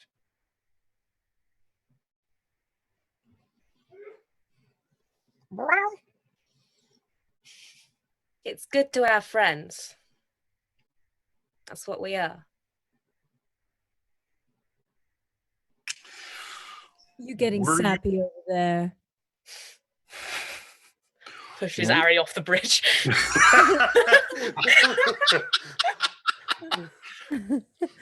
All right. Were you actually trying to sway him or do anything else to him, or was that just you being you at that point? Like, is that Hocus being Hocus, or is that? It's a little bit of both. I mean, he was trying to help him and get him to focus a little bit more and move beyond this situation, that to learn that he doesn't have to just relive this over and over again, but also to kind of yank the leash, for lack of a better description, to say, listen, I need you here now. And so it's a little bit of both. Okay, so as you finish that and Sling says what she says, he comes more into focus again and becomes more self-aware about what's going on around him. He's just kind of, and he's looking at you, Hocus, very specifically. And he's waiting for you. Like, it's clear that you've got his attention. He is a very focused audience on you. What are you going to do with that?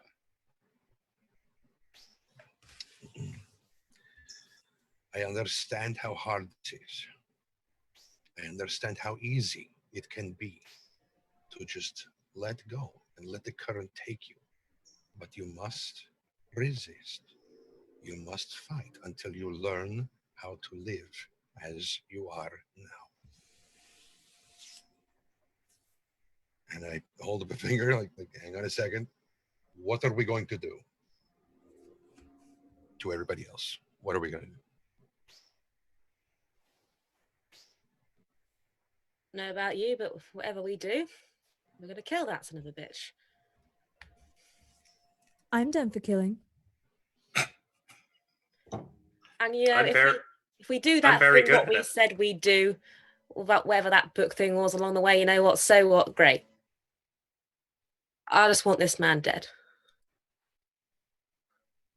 I second that motion. Right. We can do that. That means finding him. So. Well, this is going to sound weird, Clav. I mean, it will sound weird. There's no going around it. But I don't want you to have to relive anything that happened to you. But I don't suppose, by any chance, you might have remembered something a bit more personal about him, like a scent, maybe. or a sound. Something you might have heard when they were bringing you in blindfolded. Something that goat can track, you know?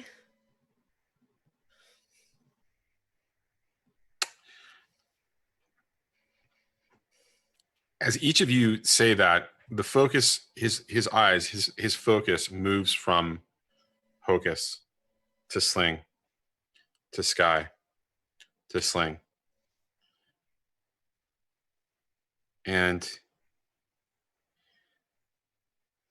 he stands a little straighter and just kind of almost as if he's taking in all of the energy around him. Again, just kind of focusing, and just his eyes, the eyes that he has, the eyelids close.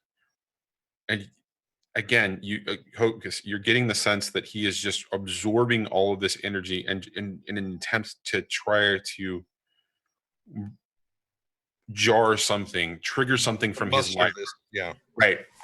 Go for something that has not been already, triggered, but look for that memory, look for that echo, however, it is the ghosts would do it. and he's just trying, and he's absorbing, and finally, it's almost like he burns with intensity, and then he vanishes for a second. And when he appears again, he's riding in the carriage, and the carriage is beginning to move off in the direction into Six Towers. Let's go. We're going. All right, guys. So this is where a fortune roll is going to fall into determining what's going to happen next. Now, I want to remind you guys that it is 10 o'clock Eastern time, 7 o'clock Western, and you guys have gone off on a tangent. So this would be the time to make a decision on whether something, if you want to change something. But because he's doing this, we're going to do a fortune roll. What do you think, besides sheer damn luck, is in your favor in this particular case? What is this determining? This is determining where the carriage is taking him. He's getting a lot of inspiration, not just from Hocus, but from Sky and Sling. It's very clear that Clav has support. All right. So that sounds like an additional die right there. And He's in got addition, a ghost pal to help him track the way in the form of our favorite dire pug. Okay. All right. So and he himself is desperate to suss this out. Mm-hmm. okay, so that's And we're all 46. together. And I have a gun. She's gonna blow the ghost wheel off that cart. Slow it down. Okay, so no on the gun. Yes on the desperation. Could the fact that Yes. he just fed from the spirit well also help? No, he didn't feed from the spirit well. Or He fed from the surrounding area, which is an Right. unusual trait that is happening here. Even Hocus knows that. So it is not the case that is going to be a benefit. It actually could be considered a negative because he's drawing so much attention to himself, to other elements. But I'm not going to say that that's going to affect this roll. So just to be clear, 1 for sheer luck. 1 because there are additional people that are tuned in and helping him focus on this. 1 for his own desire to resolve it. his own desire to resolve it. 1 for Goat, the spirit hound, or whatever, the Yes. ghost dog or whatever. The dire pug. Now, Ari suggested a 5th one, which is the fact that you are all together. I think that actually qualifies as well. So that's 5d6. All right, guys, let's talk about the negatives. None. Number one, Okay. he was blindfolded and drugged from the moment that he came into Six Towers until he arrived at that location. That's 4. It was such a traumatic event and was completely unexpected that the trauma of it actually happening and the fact that he doesn't have a sense of a place or presence of where he was when it happened means that you're going to get down to 3. I'm not going to remove any 4 for you because I think that you guys have you made such a good case. And those are the only negatives that I can think of. But I would like you guys to be completely genuine in, do you think there's any other negatives? Because remember, failure in this game is not a bad thing. Mm-hmm. So right now it's 3. The only thing that was in my mind was the fact that it's something he doesn't want to relive. As much as he wants it resolved, he also doesn't want to relive it. But you kind of covered that with your 3rd point. So Right. give another one.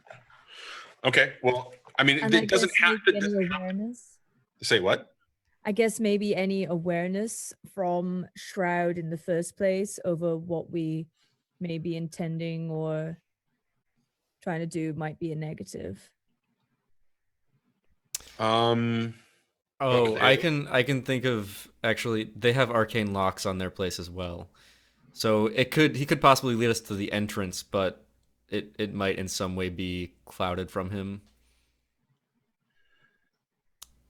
I don't know. You don't want to include it, I'm not going to push it. Well, I'm trying to think of a narrative reason why that would make sense. because he doesn't remember going there, and he doesn't remember. I mean, he would remember dying at the location, but he has no. Like spatial awareness, he has no idea where that was. Like, all he knows is that there was a room there. So even when he died, he did not come out. He was not released as a spirit until he came to Donovan's. Mhm. So he had no awareness during that period from the point. Exactly. Okay. Yes, right. Because he didn't rise naturally. You brought him out, right? So he is the process of him, transitioning to this other, this new existence was also, new to him. But I don't think those particular elements play positively or negatively into this. Right. Can you clarify what you were saying though, Ari, about it was something to do with intent? Well, I was just wondering whether maybe, I mean, they left the body there. They probably knew we were going to react in some way, shape, or form.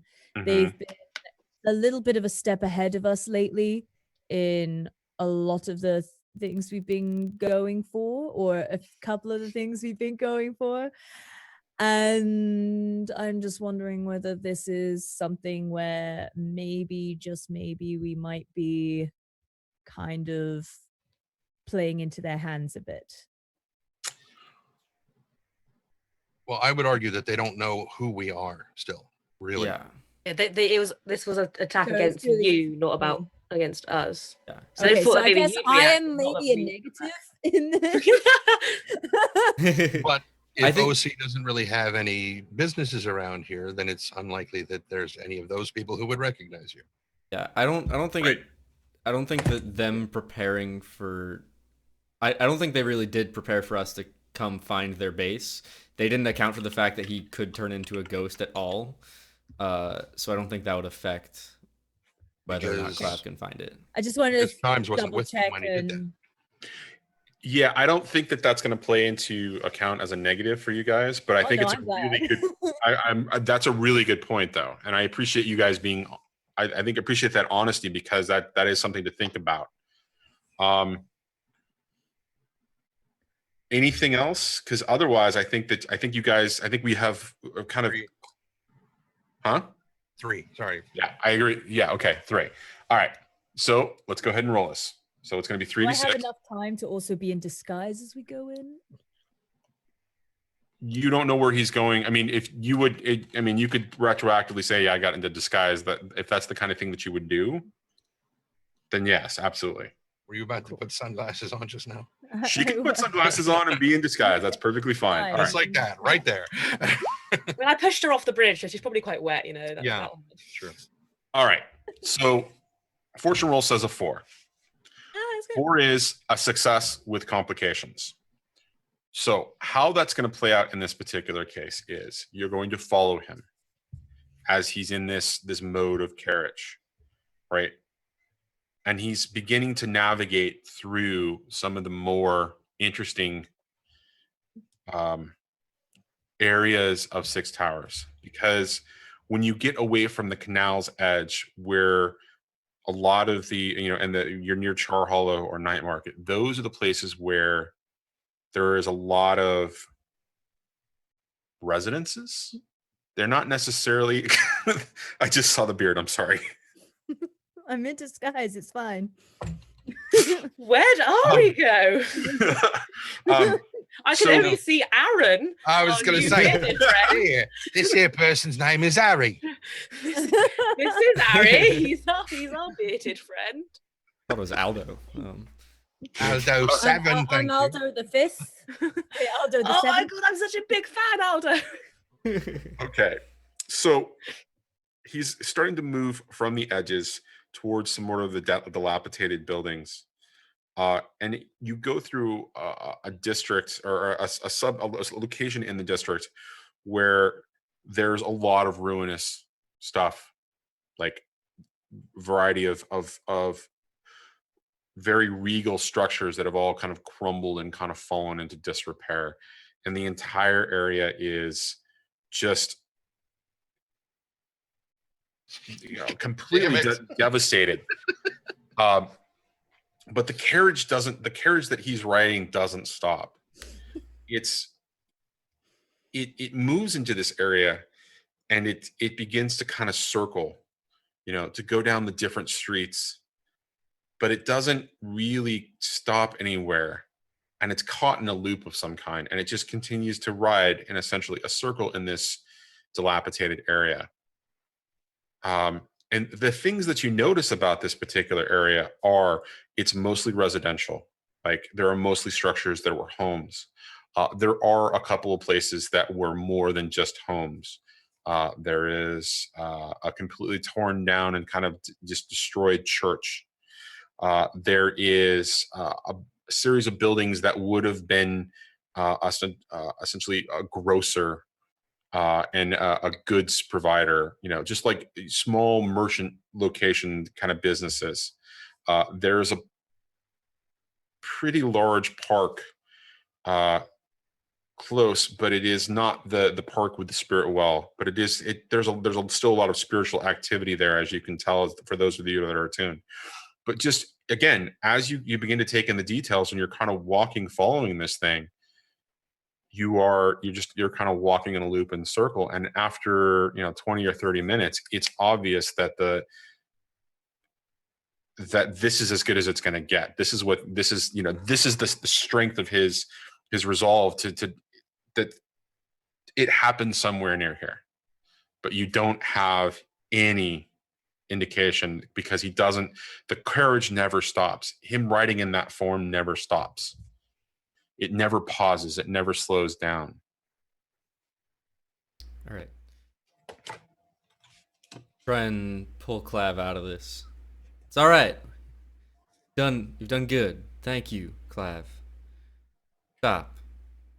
All right. It continues to just go on.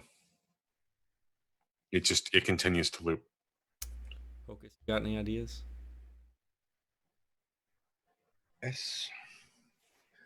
And so I'm going to dip about as deep as I can go without reaching all the way out to the lightning shield, into the ghost field, and just look around and see if anything strikes me as unusual. I can give you a metagame, for example, if you want. Okay. All right. Go ahead. Does a normal dilapidated structure, just falling apart house or whatever, look different from a normal dilapidated structure which has arcane locks on it?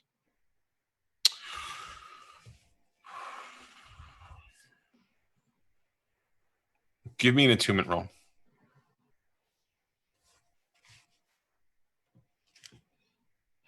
Risky, controlled, desperate. I think you're desperate here in a lot of ways, because you have no idea what you're looking for. You're grabbing at straws right now. Right. Yeah. And typically desperate is usually a life or death situation, but this is for an information kind of a gathering thing. And the fact that you've just had a scare, and the fact that that you're in a place where that much attention and that much attunement might cause you some harm. Mm-hmm. It's desperate. Okay. Standard, limited, great, extreme, or zero? I'm going to say standard, unless you can argue otherwise, because I don't think you don't know what you're looking for. So you're not focused on anything. So limited doesn't make sense to me. Right. However, the result being great, there's so much going on around you. You may not have a great deal of, you may not be able to unravel everything that you see going on around you, because there's so much spiritual activity, because Six Towers is that. Right. Bonus dice.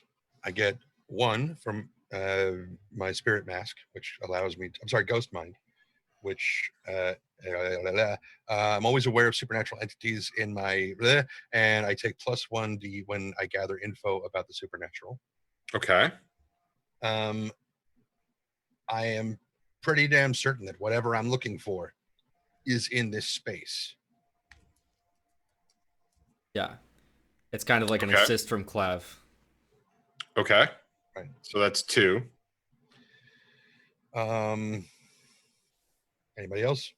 I'd say because it's arcane locks. I mean, even though you don't know that's what you're trying to sense, but you're familiar with arcane locks because of we have them Donovan's. on Donovan's. Right.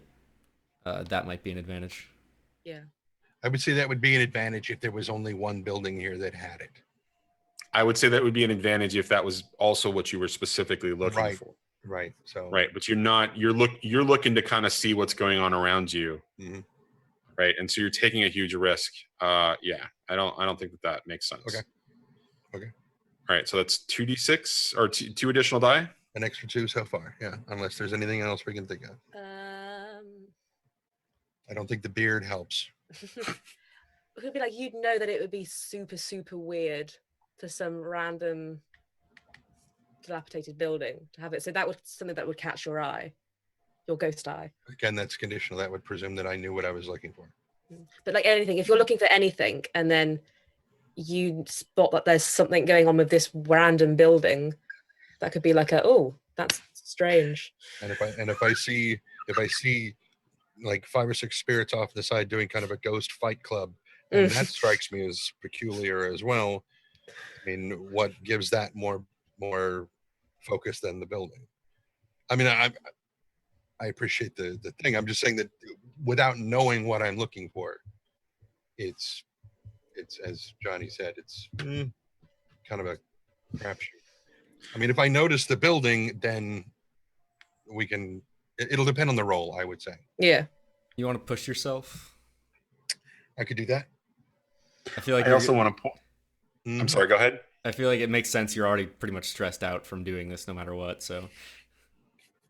I'm sorry. I just want to point out that you just got rated by Unmade, so this is going to be fun. Yeah, I'm glad he got here just in time for this.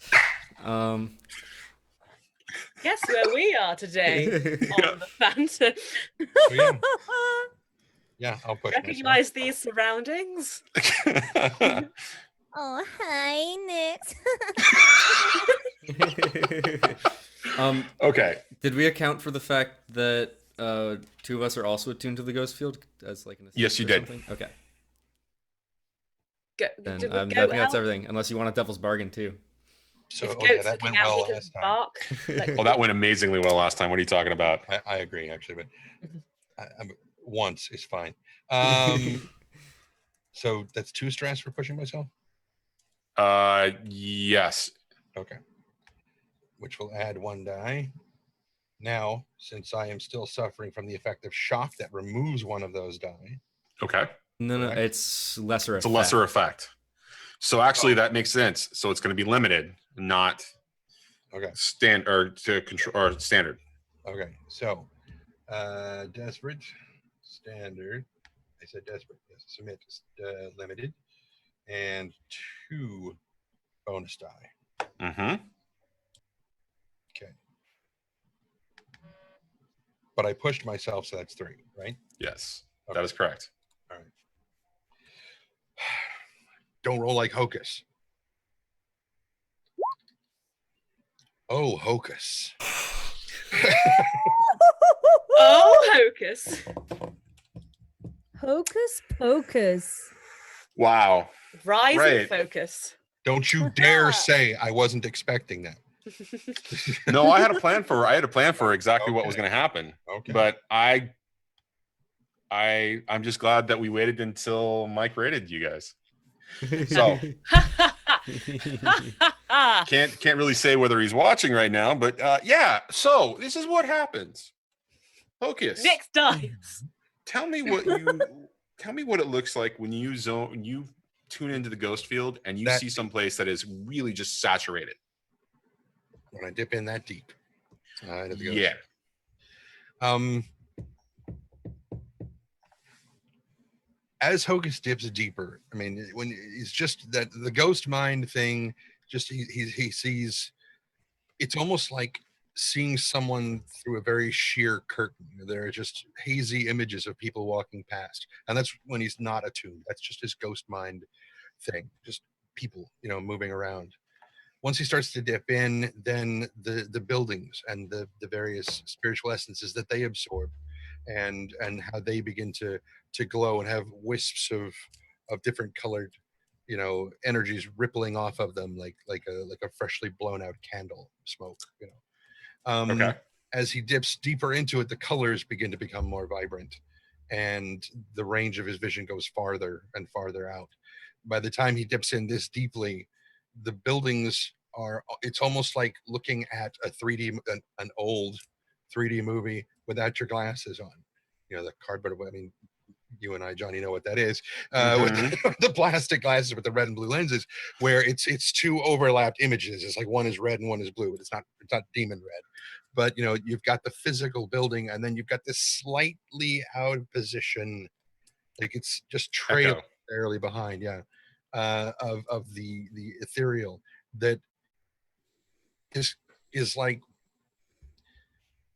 Have you seen the gif of that dude who took pictures of himself with different lenses so that you could see how the thing, and it just rippled? It's like that. You can see the building as it ages through the course of time, over and over and over again. You can see the building dilapidating repeatedly, like it's in its own echo. And then people get much longer trails coming off of them. If you go too deep, then it almost becomes much like Ari and I love spaghetti. And it's all over the place, but each one has its own distinct color, just a slight shade off from everybody else. And I would say that buildings that have arcane locks are unusually crisp in their focus. They don't have as much of the wispiness coming off of them because everything is pinned exactly where it is. Okay. So, because of how focused you are and how far you can see in the distance of everything else, things begin to come incredibly clear for you in some very significant ways. You are attracting attention, just so you know. There's a lot of spiritual activity that is, as it's, whether it's spirits walking by or it's something in the distance, all eyes begin to kind of focus in your direction, which is kind of unsettling for you.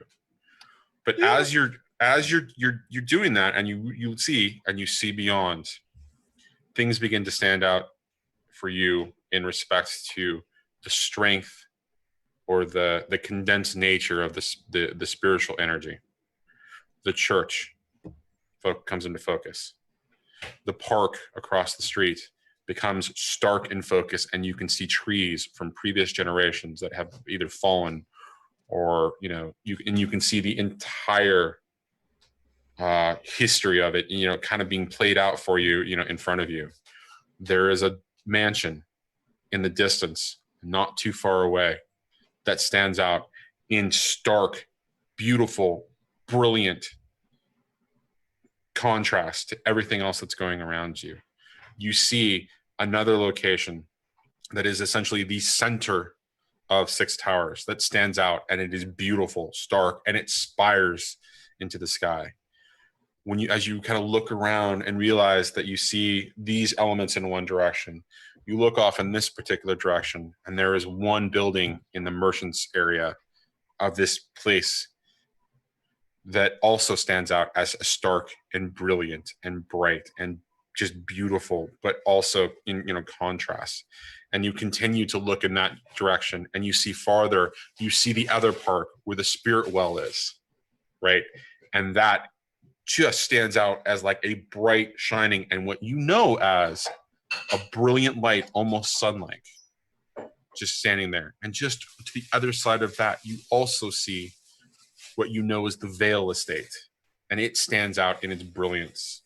And again, you look across, and finally you're facing the direction of the lightning barriers, and it's just blinding as you kind of look at it, because you always see the glow a little bit in the ghost field coming off of the lightning barriers, but this is in its stark brilliance, right? And it's almost blinding, and you don't see, it's hard for you to see in that direction, but you also see little bits and pieces of places that also stand out in place. And as you kind of begin to move, back, and just kind of focusing and bringing it back around as you do a 360 look, The three places that catch your eye again are the church, the merchant building, and that huge frickin' building that stands off. It's towering in the distance, and it is the brightest shining thing that is not the lightning barrier or the wall. And as you're kind of coming out of it, you can see that the spirits are beginning to move closer to you, that you have attracted a great deal of attention, and everybody's just that's connected in the ghost field are beginning to take an interest in moving in your direction, and it freaks you the fuck out. Oh yes, yes it does. Okay. So, for Sling and Sky, the normal the lines in the spirit mask, which usually kind of glow a very pale, muted sort of blue, and then the tears which usually run down when he gets deeper into the ghost world, those are now blazing like butane, like when like the blue flame that comes off those little things that you put under a tureen at a buffet or something, to just this bright blue glow. And then the tears are not tears, they are like blue flames which are coming up out of the eyes and just licking across the top of the masks. And the four crystals that form almost a W on his mask, which are normally black, they look like black tourmaline crystals, they're just they're just glowing and kind of throbbing. And then of course upon seeing all the attention, it just and it goes cold, and it's like, all right, we need to get out of here right now. And I mean right now. But what about the He'll find his way. I need to not be here. all right. All right. All right, Hocus, let's go. I trust you. Clav is still circling. Like I said, he'll find his fucking way. I mean, just wait. Before we go, you can start. You can start. I'll catch up.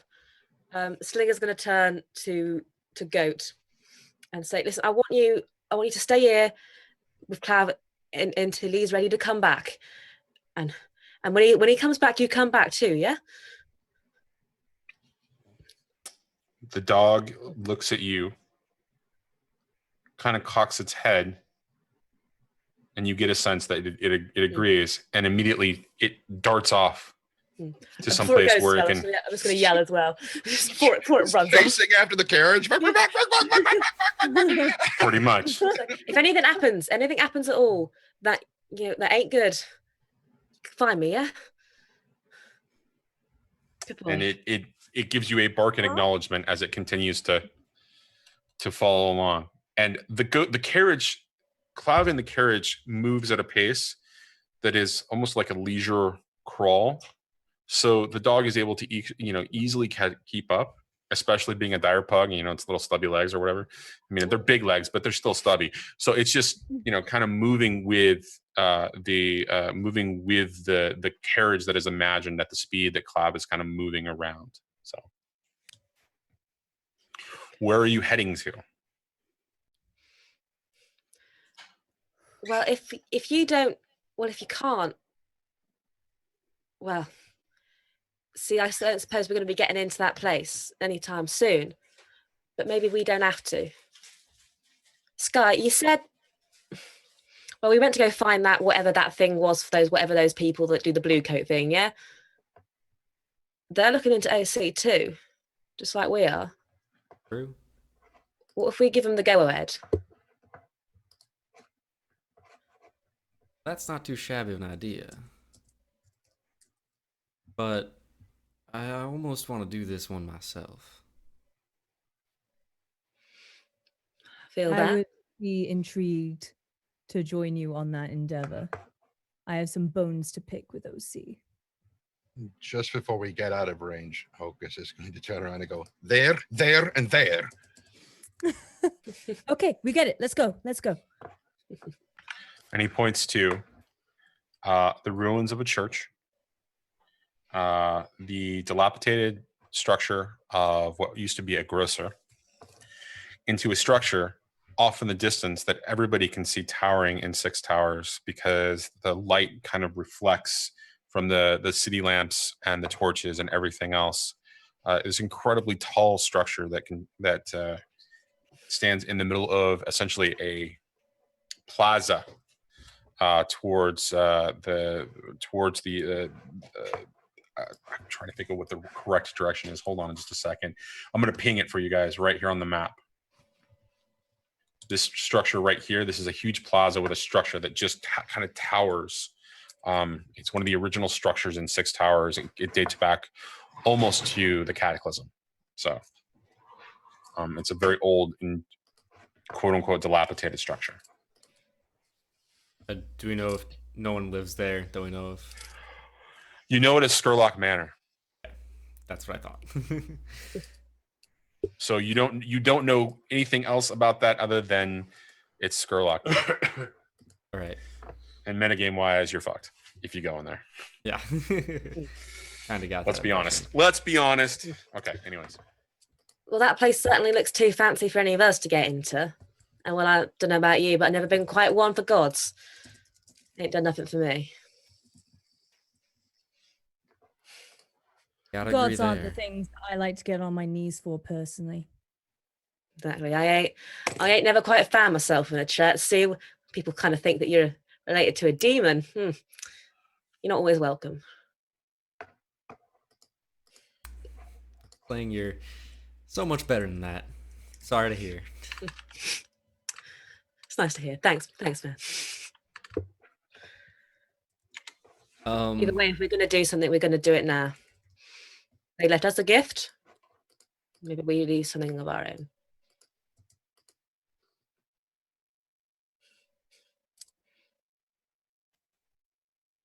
You know that weird speed run thing that people do? That's basically what Hocus is doing. He's bordering on just breaking out into a full run, but he's also remembering. Well, he's not remembering the line from the last unicorn, but I am. You must never run from anything immortal; it attracts their attention. So he's just okay. He's moving it. He's power walking. Yes. Yes. He's got that like hip sway power walking Yes, thing. exactly. But he's wearing his robe, so it's hard to see. It just. I did Alright. not wear the right heels to keep up with that ghost man. All right, so we got 3 places. I really doubt it's Skurlock Manor, or at least I certainly hope not. So we've got the church and the grocer.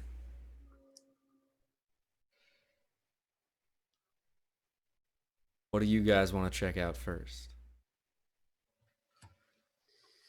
Sling is uncomfortable about the idea of going into any church. Yeah, Grin is kind of the same, actually. Ditto. I'm kind of leaning towards something to do with food anyway.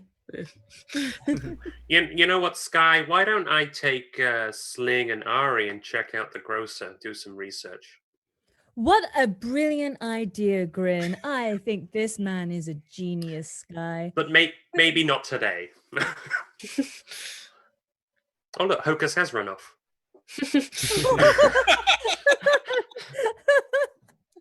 Was it the spirit realm or was it Bladdergate? I All would, right, so what do you guys? So you guys are moving away from this with Hocus. What do you? I mean, what do you? Are we cutting to you guys arriving back at Donovan's, and then you guys can figure out what you want to do from there, or what's Yeah. I think Yeah, so. let's assume everyone gets back to Donovan's so that we can sit Donovan's. down at a table. And we have 20 minutes to do a score. I want to do a score in 20 minutes almost. Well, Oh, Well, there are still plenty of opportunities for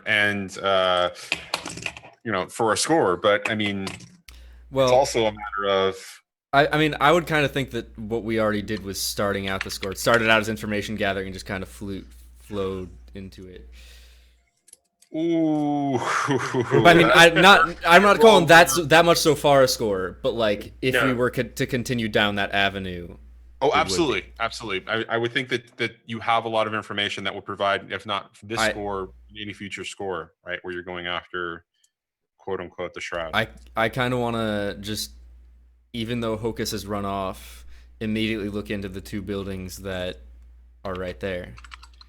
And seems like we're starting with the grocer. So you go all the way back to Donovan's with Hocus in tow, and then come back to this grocer. Whether it's the next day, or I mean, is that Yeah. going to mess things up? Like, say No, that we actually, we all sit down and we discuss it, and the plan is, okay, well, why don't a couple of us check out one and a couple of us check out the other? And I would like to acquire an asset via flashback, which is explosives. Ooh, shit. Ooh, yes. All right. So if you want to acquire an asset and you're going back to both of these buildings, I think we're going to call this a score. Yay! Go. We're We've gonna got do it. 15 minutes. 20 minutes. Yeah, 20 minutes. Let's go. Asset explosives. Yes. Hold on. With that all in mind, we're going to call this what? What kind of a score is this? I mean, because at this point, is this kind of a situation where you're being deceptive and you're just trying to, Infiltration. So we want to get inside, if we can, find the book, and then blow it up. Not the book. Wait, what book are you talking about? The book that OC stole. We don't know about that, do we? Well, We know that the Bluecoats are looking for the book, and that she. Yeah. You know that the Bluecoats are looking for a book connected to Nicholas Pendrin, and that OC was involved as a part of the score that happened that took that particular book. But they want you to focus on Nicholas Pendrin because they believe he has the book. Right. Okay. So you followed Clav here because you are trying to find the person who murdered him, who also appears to be the person that is gathering information generally on you guys, on Donovan's, and is connected to OC. Mm-hmm. Also, So- Clav did tell me before he got so brutally murdered where we could possibly find Nicholas. At the well. No, at the Vale. At the Vale, sorry. Right. So you did get information about the fact that the Vale is the last place that Nicholas Pendrin was talked about going when he visited OC at one of his establishments. Got it. Okay. Real quick, information gathering part. Talk to the Bluecoats, inform them of what we know about Nicholas Pendrin and OC, and tell them that we want to take on, and ask them what they know about OC. Also, quick question from Louise, not Sling, to the table. Murder in general, yay or nay? What is that asking? Yay. Just simple question. Okay. In such case, say, Ari. Yes. Right. Well, I mean, you might want to sit down and hear me out here, because, well, what I'm about to say may not be too pretty, but, well, the way I see it, whoever these guys are, whoever they're working with, they went after you and they did what they did to your mate. They started going after me and, I don't know, started some rumors. I don't want this to continue, and if we're going to get back at them, well, why not just fight fire with fire? You know OC. You know those that she was close to. In fact, I believe that you said that there was one in particular. What if we kill him and drop their body back down where that bloody house was for them to find? For them to show that we are not to be messed with. As long as we take a couple of extra precautions that they failed to do. Am I present for And this? then- Are we all together? Yes. I think yes. Okay, then Hocus will lean and go, yes, absolutely. Right. After all, they decided to break the rules, so let's make up our own. I like this game. Got a better idea. Or related. First thing we did when we found that body on our doorstep was bring it inside our base. They won't do the same. To say that body is not filled to the brim with every motherfucker fucking piece of dynamite we can find. This plan just keeps getting better and better, sir. You must sign that contract for a reason. Oh, we're going to get to see a firework display. I love it. We better act quick. This Nye person, where won't we find him?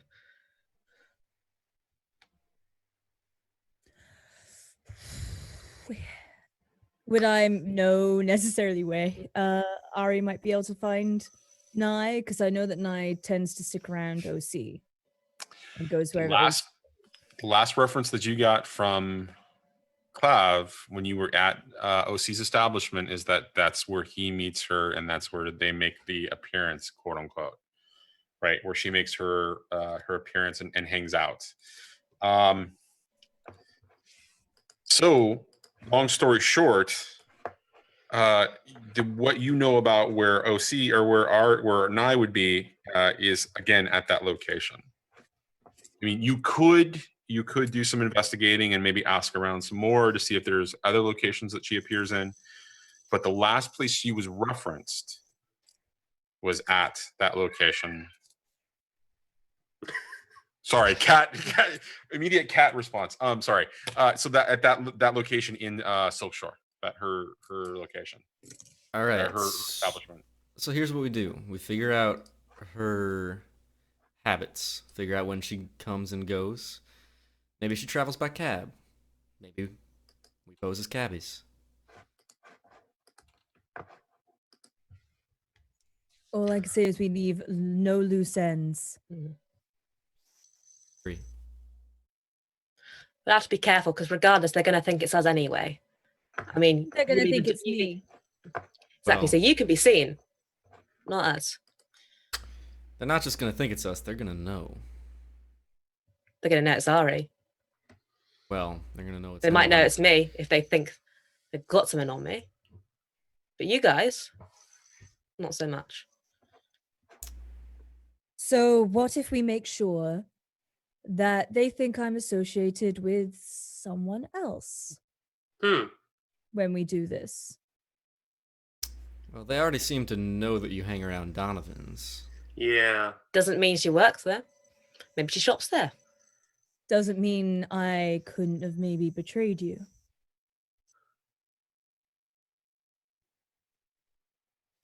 Well, you know you can't do OC. that, but They don't.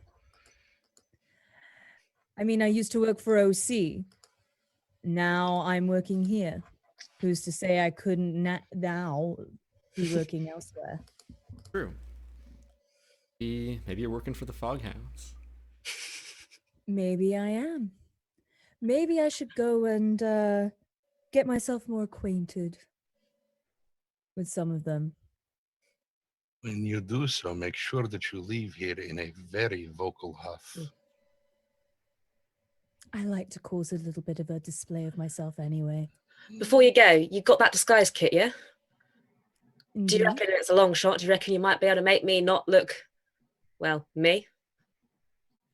Oh, can I see if I can make Sling look like someone else? Look like not a Taisha OC. Sure, but let me clarify something that's going on real quick, guys. Are you guys doing setup for a score here? I believe so. I believe we're setting up for a score to kill a woman.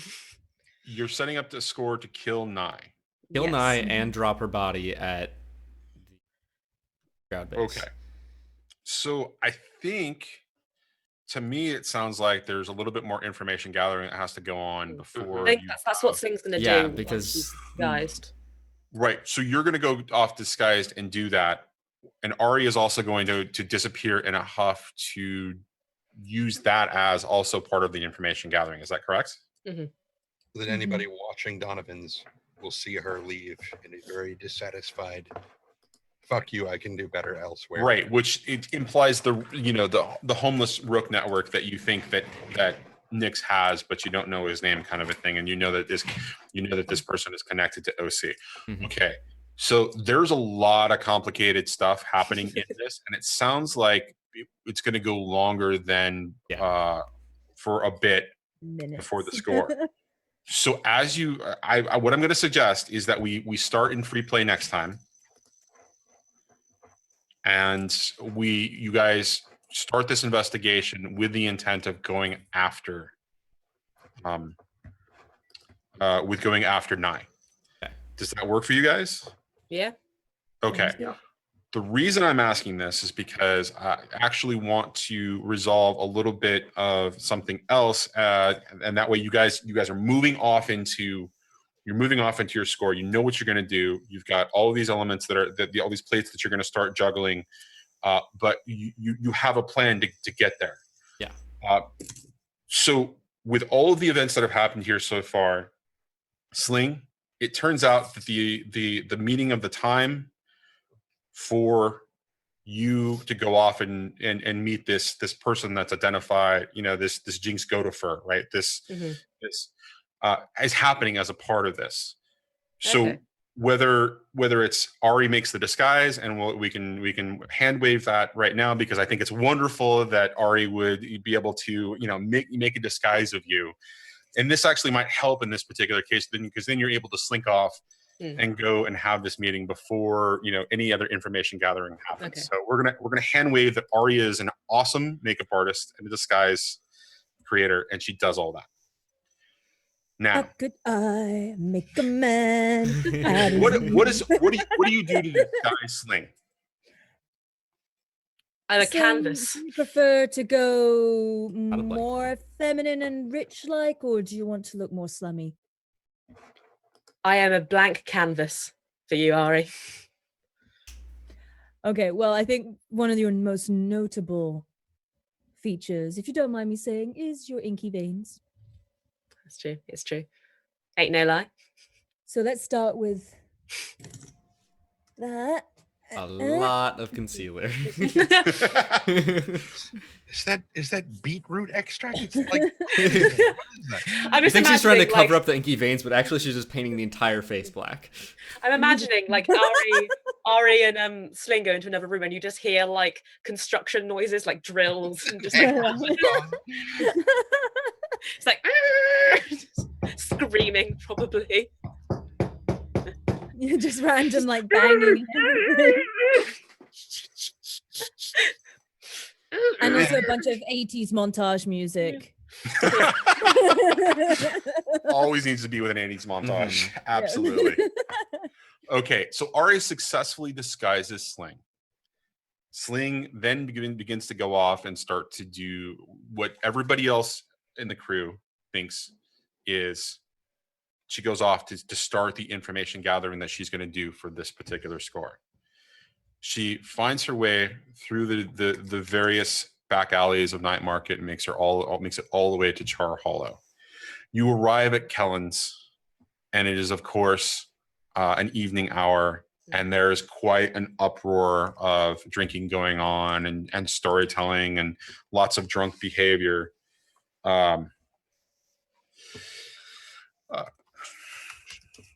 So the all of the details of the room kind of come in sharp focus, because it's just you're feeling a little self-conscious and your adrenaline is up, right? And you're feeling a little intense, but you kind of look around and you see just all of this frivolity, but you remember the instructions. The instructions are you're to go in, order a drink, move towards the back where you know that there are private rooms, and enter the third door on the right. So you go to the bar, you order your drink. It's that it's of what to order that would be vaguely of approval for somebody coming into a Scoveland establishment like this, so that it doesn't call too much attention to you. You grab your drink, pay for it, and you move towards the back. As you get into the hallway that essentially is where the doorways are, you see the hallway, and it's lined with doors on both sides. There are 3 doors, and so you move all the way towards the back, and you come to the third door. How are you feeling as your hand is on the door? Like what's going through Sling's mind right now? She's terrified, but also like she's trying to steel herself. Like this is her chance. She knows now that Loman wants her back, and although she doesn't know if that's a good thing, she knows that she's at least wanted there, and the thing that's keeping her here is somewhat this contract, somewhat other things, And she sees this as her only chance of ever going home. So she hovers for a moment at the door, kind of unsure of what she's going to do, of what she's going to say when she goes in, and what she's going to do if this doesn't work. She's got so much riding on this, and she knows it's all just rumors, and she hasn't planned for what she's going to do if it turns out that there's nothing that can be done. And that's kind of hitting her suddenly then. So the weight of all of these decisions and all of the conflict and all of the deceptions that have been going on and the risks that you've been taking, it's all on her shoulders at this moment. Okay.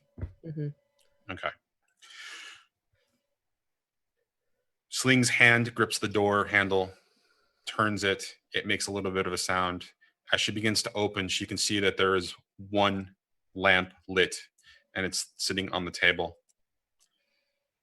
And as she opens the door, she kind of moves in and can see that the figure is standing or is sitting there behind, but there's this weird play of shadows where the lamp is basically shaded in a way so that it's facing, the light is hitting the table, but that the person is in shadows.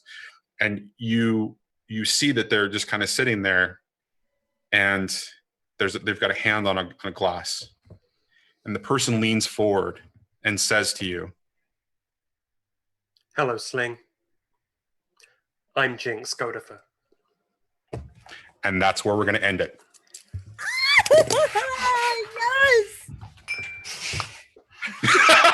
Yes. Someone clip that right now.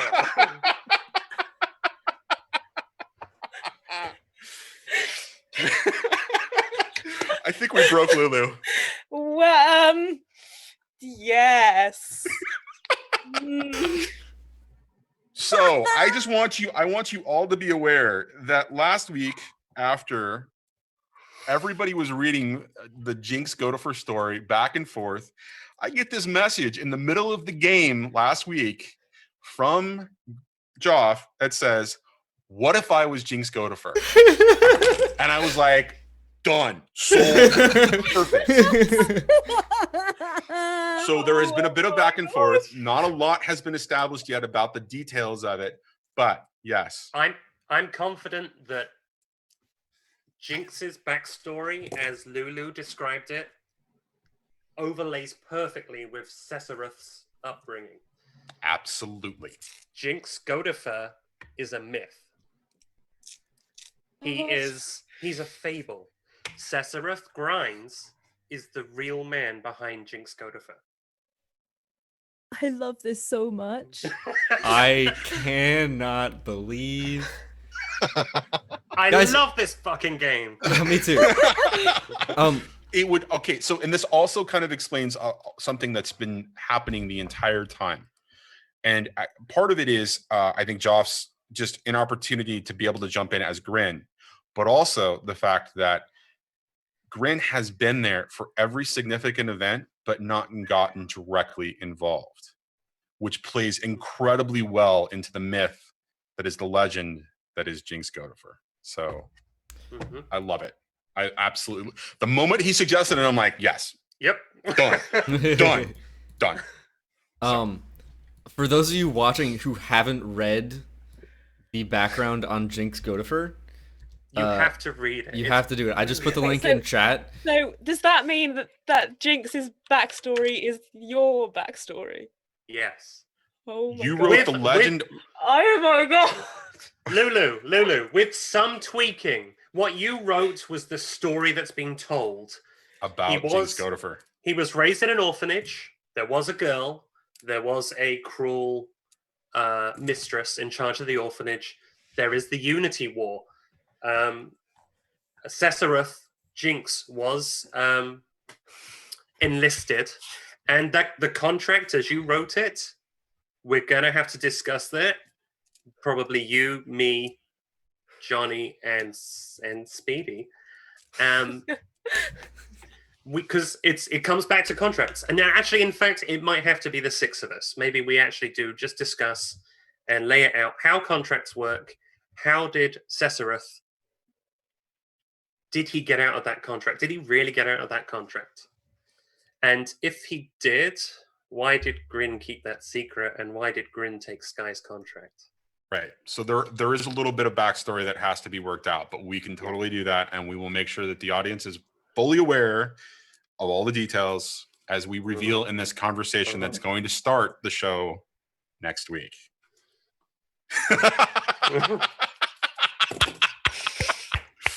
Oh God. All right. So with that lovely cliffhanger in mind, let's go ahead and start XP. Who wants to start individual XP? I need a moment. Come to me last. I need some time. All right, we're gonna put Speedy on the spot. You're first, Speedy. All right. I didn't roll any desperate actions that trusted challenge with calculation or conspiracy. I'd say twice I did that. Once with the homeless plant, and again at the end trying to plan this next score. Okay. And then expressed beliefs, drives, heritage, or background. I introduced Clav to my sister. For one. Okay. Sure. And then that is probably all. Okay. All right, and that's what, 4? Unless maybe drives to destroy the shroud. Really? Well, drives to take. So, well, drives can be, executing your goal in order to, accomplish something that you see as a a deterrent or something in your way, that kind of a thing, especially in Sky's case. So is that a yes? So yes, that's 4, right? Yeah. Okay. Struggle with Excellent. issues for my vices or traumas, unless you count the sister, like actually indulging my voice, which it doesn't. So No, that would not be a situation where you're indulging your vice is not struggling with it. So absolutely. Yeah. So that's 4. Okay, excellent. Why don't we move on to Trendane? Desperate action. Yeah. Yes, which was for resolve, right? Or attune, which is resolve. Yeah. Yeah. Okay, so that's 1 XP there. And then knowledge and arcane power. Yeah. A couple of times. So Twice 2 at least. easily. Yeah. So do those go in resolve or in playbook advancement? No, they go into playbook, or they go wherever you want, actually, right? Remember, anything that's not involved directly with a desperate action in your whatever action that you took, like whatever that roll was. Okay. Those can go anywhere you choose. Okay. All right, then I'm gonna put those in resolve. And then beliefs, drive, heritage, background. Yeah. Yeah, twice at least. And struggle with my vice or traumas during this session. Yeah. At least twice. Okay. Because the first time you just dealing with the situation of Clav, and the second time attuning so well that you've got things chasing you now. Okay, so that means that resolve is maxed and I can get a new pip, and my playbook is maxed and I get a new. That's amazing. Awesome. So, all right. So that sounds like it's 7 for you altogether. Yes. Okay. Excellent. All right. Next up, let's say Ari. Okay. I kind of addressed a challenge with deception or influence when it came to the losing heat. I used my sway, things like Definitely. that. And if you need a second reason you can't figure it out any other, disguising Sling was great. I disguised Sling. I disguised myself. Yes. As well. Yeah. So I definitely used some deception. So that's 2 there. I also I expressed some of my background with OC today, as well as with Nye. To know things. Right. Other than that, I don't think I really dealt with any issues from my vice or trauma. Okay, so that's 4 then. Yeah, that's 4 to me. So those can go those can go in any of the attributes or the XP playbook, or the playbook XP. Sorry. Cool. All right. Let's go. Meet your bar. For which one? For XP. For which one? For your playbook or for your Yes. your Playbook. okay, you gain a new special ability. Okay. So Cool. we'll talk about that off screen, but you just look at the special abilities list and you'll choose a new one. Sounds good. All right. So let's go with the man of the hour, Jinx Godifer.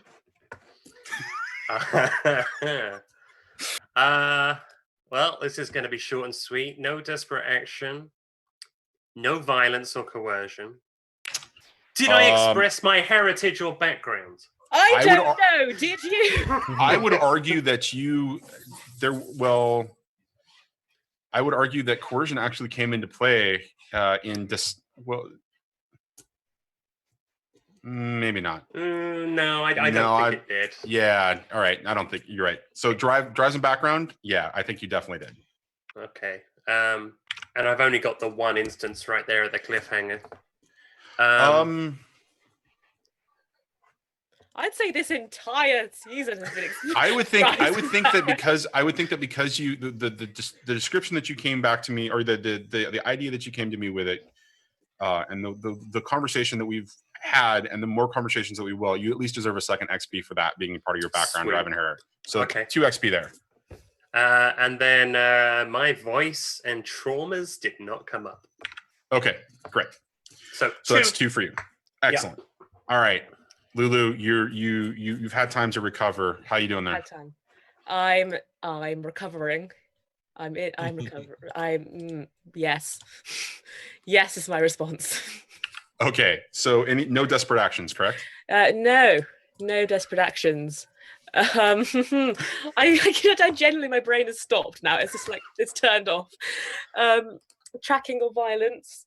I tried to track at the end. I'd suppose. I tried to track a Taikarosi woman who doesn't exist. Sure. That would be one. I could see that. Would the end one come into it, or would that be coming into it next episode? Would what be coming into next episode? Me tracking going to track the find more information about the thing. No, so that would definitely come into next episode. But you sending Goat off to follow Clav, I would actually argue is part of that ability. So I would think that falls into as a second point. Okay, cool. For XP, so absolutely. Beliefs, drives, heritage, and background. I'd say yes. That's with the clock coming up and being like, well, okay, that's great for me, and then also for the going and the finding my good friend in the pub. Which really, now that I'm thinking about it, meeting in a pub, there's alcohol. Who else would it be, really? Of course. Well, and there's also the indicator that, at Kellen's, which is specifically a place where a Skovlin would feel comfortable. Yeah, there should have been a little bit of a hint as to what was going on as well. But yeah, so that's 2 as well. Okay. And then I don't think you really struggled with your vice. No. All right. Unless what about attuning to be it, but I wouldn't personally. Well, you didn't actually attune this time around, so that's true. So okay.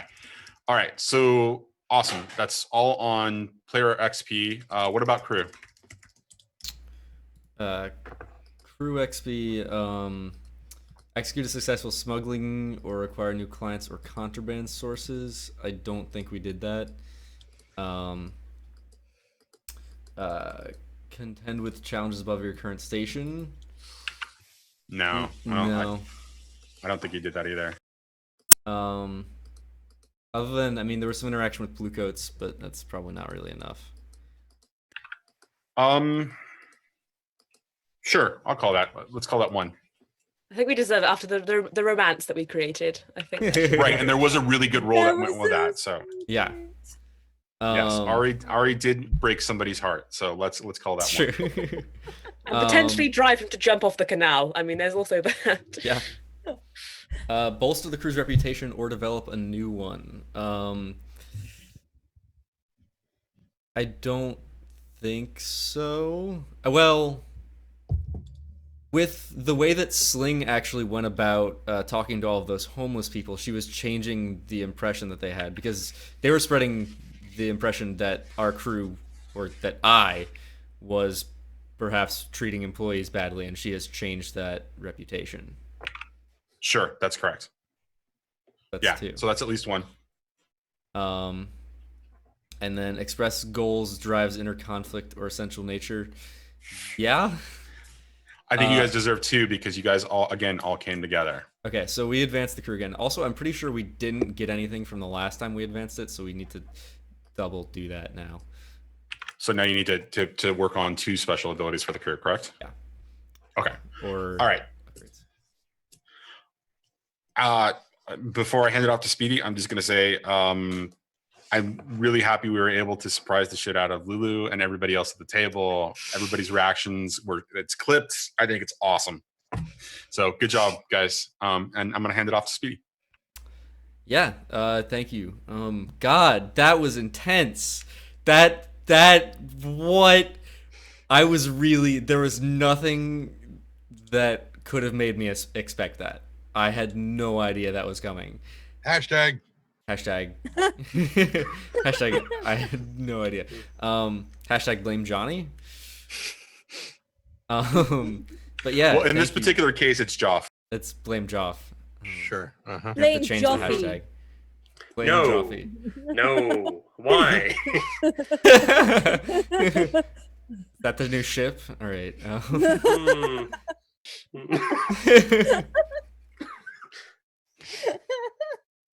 Anyways, let's start going around, and you can do your hooks and plugs and stuff. Let's start with Trendane, as always. We always do it that way, but that's fine. We can do it this way. So I am Trendane pretty much everywhere. Look around, you'll find a Trendane. It's probably me, but most commonly at Trendane on Twitter. Most recently, in fact, I believe it was very, very early this morning. We had a new episode of our Star Citizen machinima called Bulkheads come out. It's episode 4. I will drop a link to that in the chat, so you guys can go and check that out at some point, should you so desire. And aside from that, okay, are you ready this time? Because I'm going to toss to you, and I just want to make sure you're ready before. I'm ready. Okay, just checking. I'm not eating this time. Okay, just making sure. And so, yeah, that's about all I got. Hey, Madam Gandalf, how about you? Oh, hi there. I'm Madam Gandalf. You may know me on such platforms as Twitch and Twitter. And that's even my Reddit account saying weird things. Yeah. So, yeah, if you want, you can follow me here on Twitch. I am a full-time streamer. And I get up to all the things and all the stuffs. Come check me out, as well as checking out this beautiful bugger to my left. I believe it is. Joff, take it away. Hello, I'm Jinx Godiffer, and you can find me in your dreams.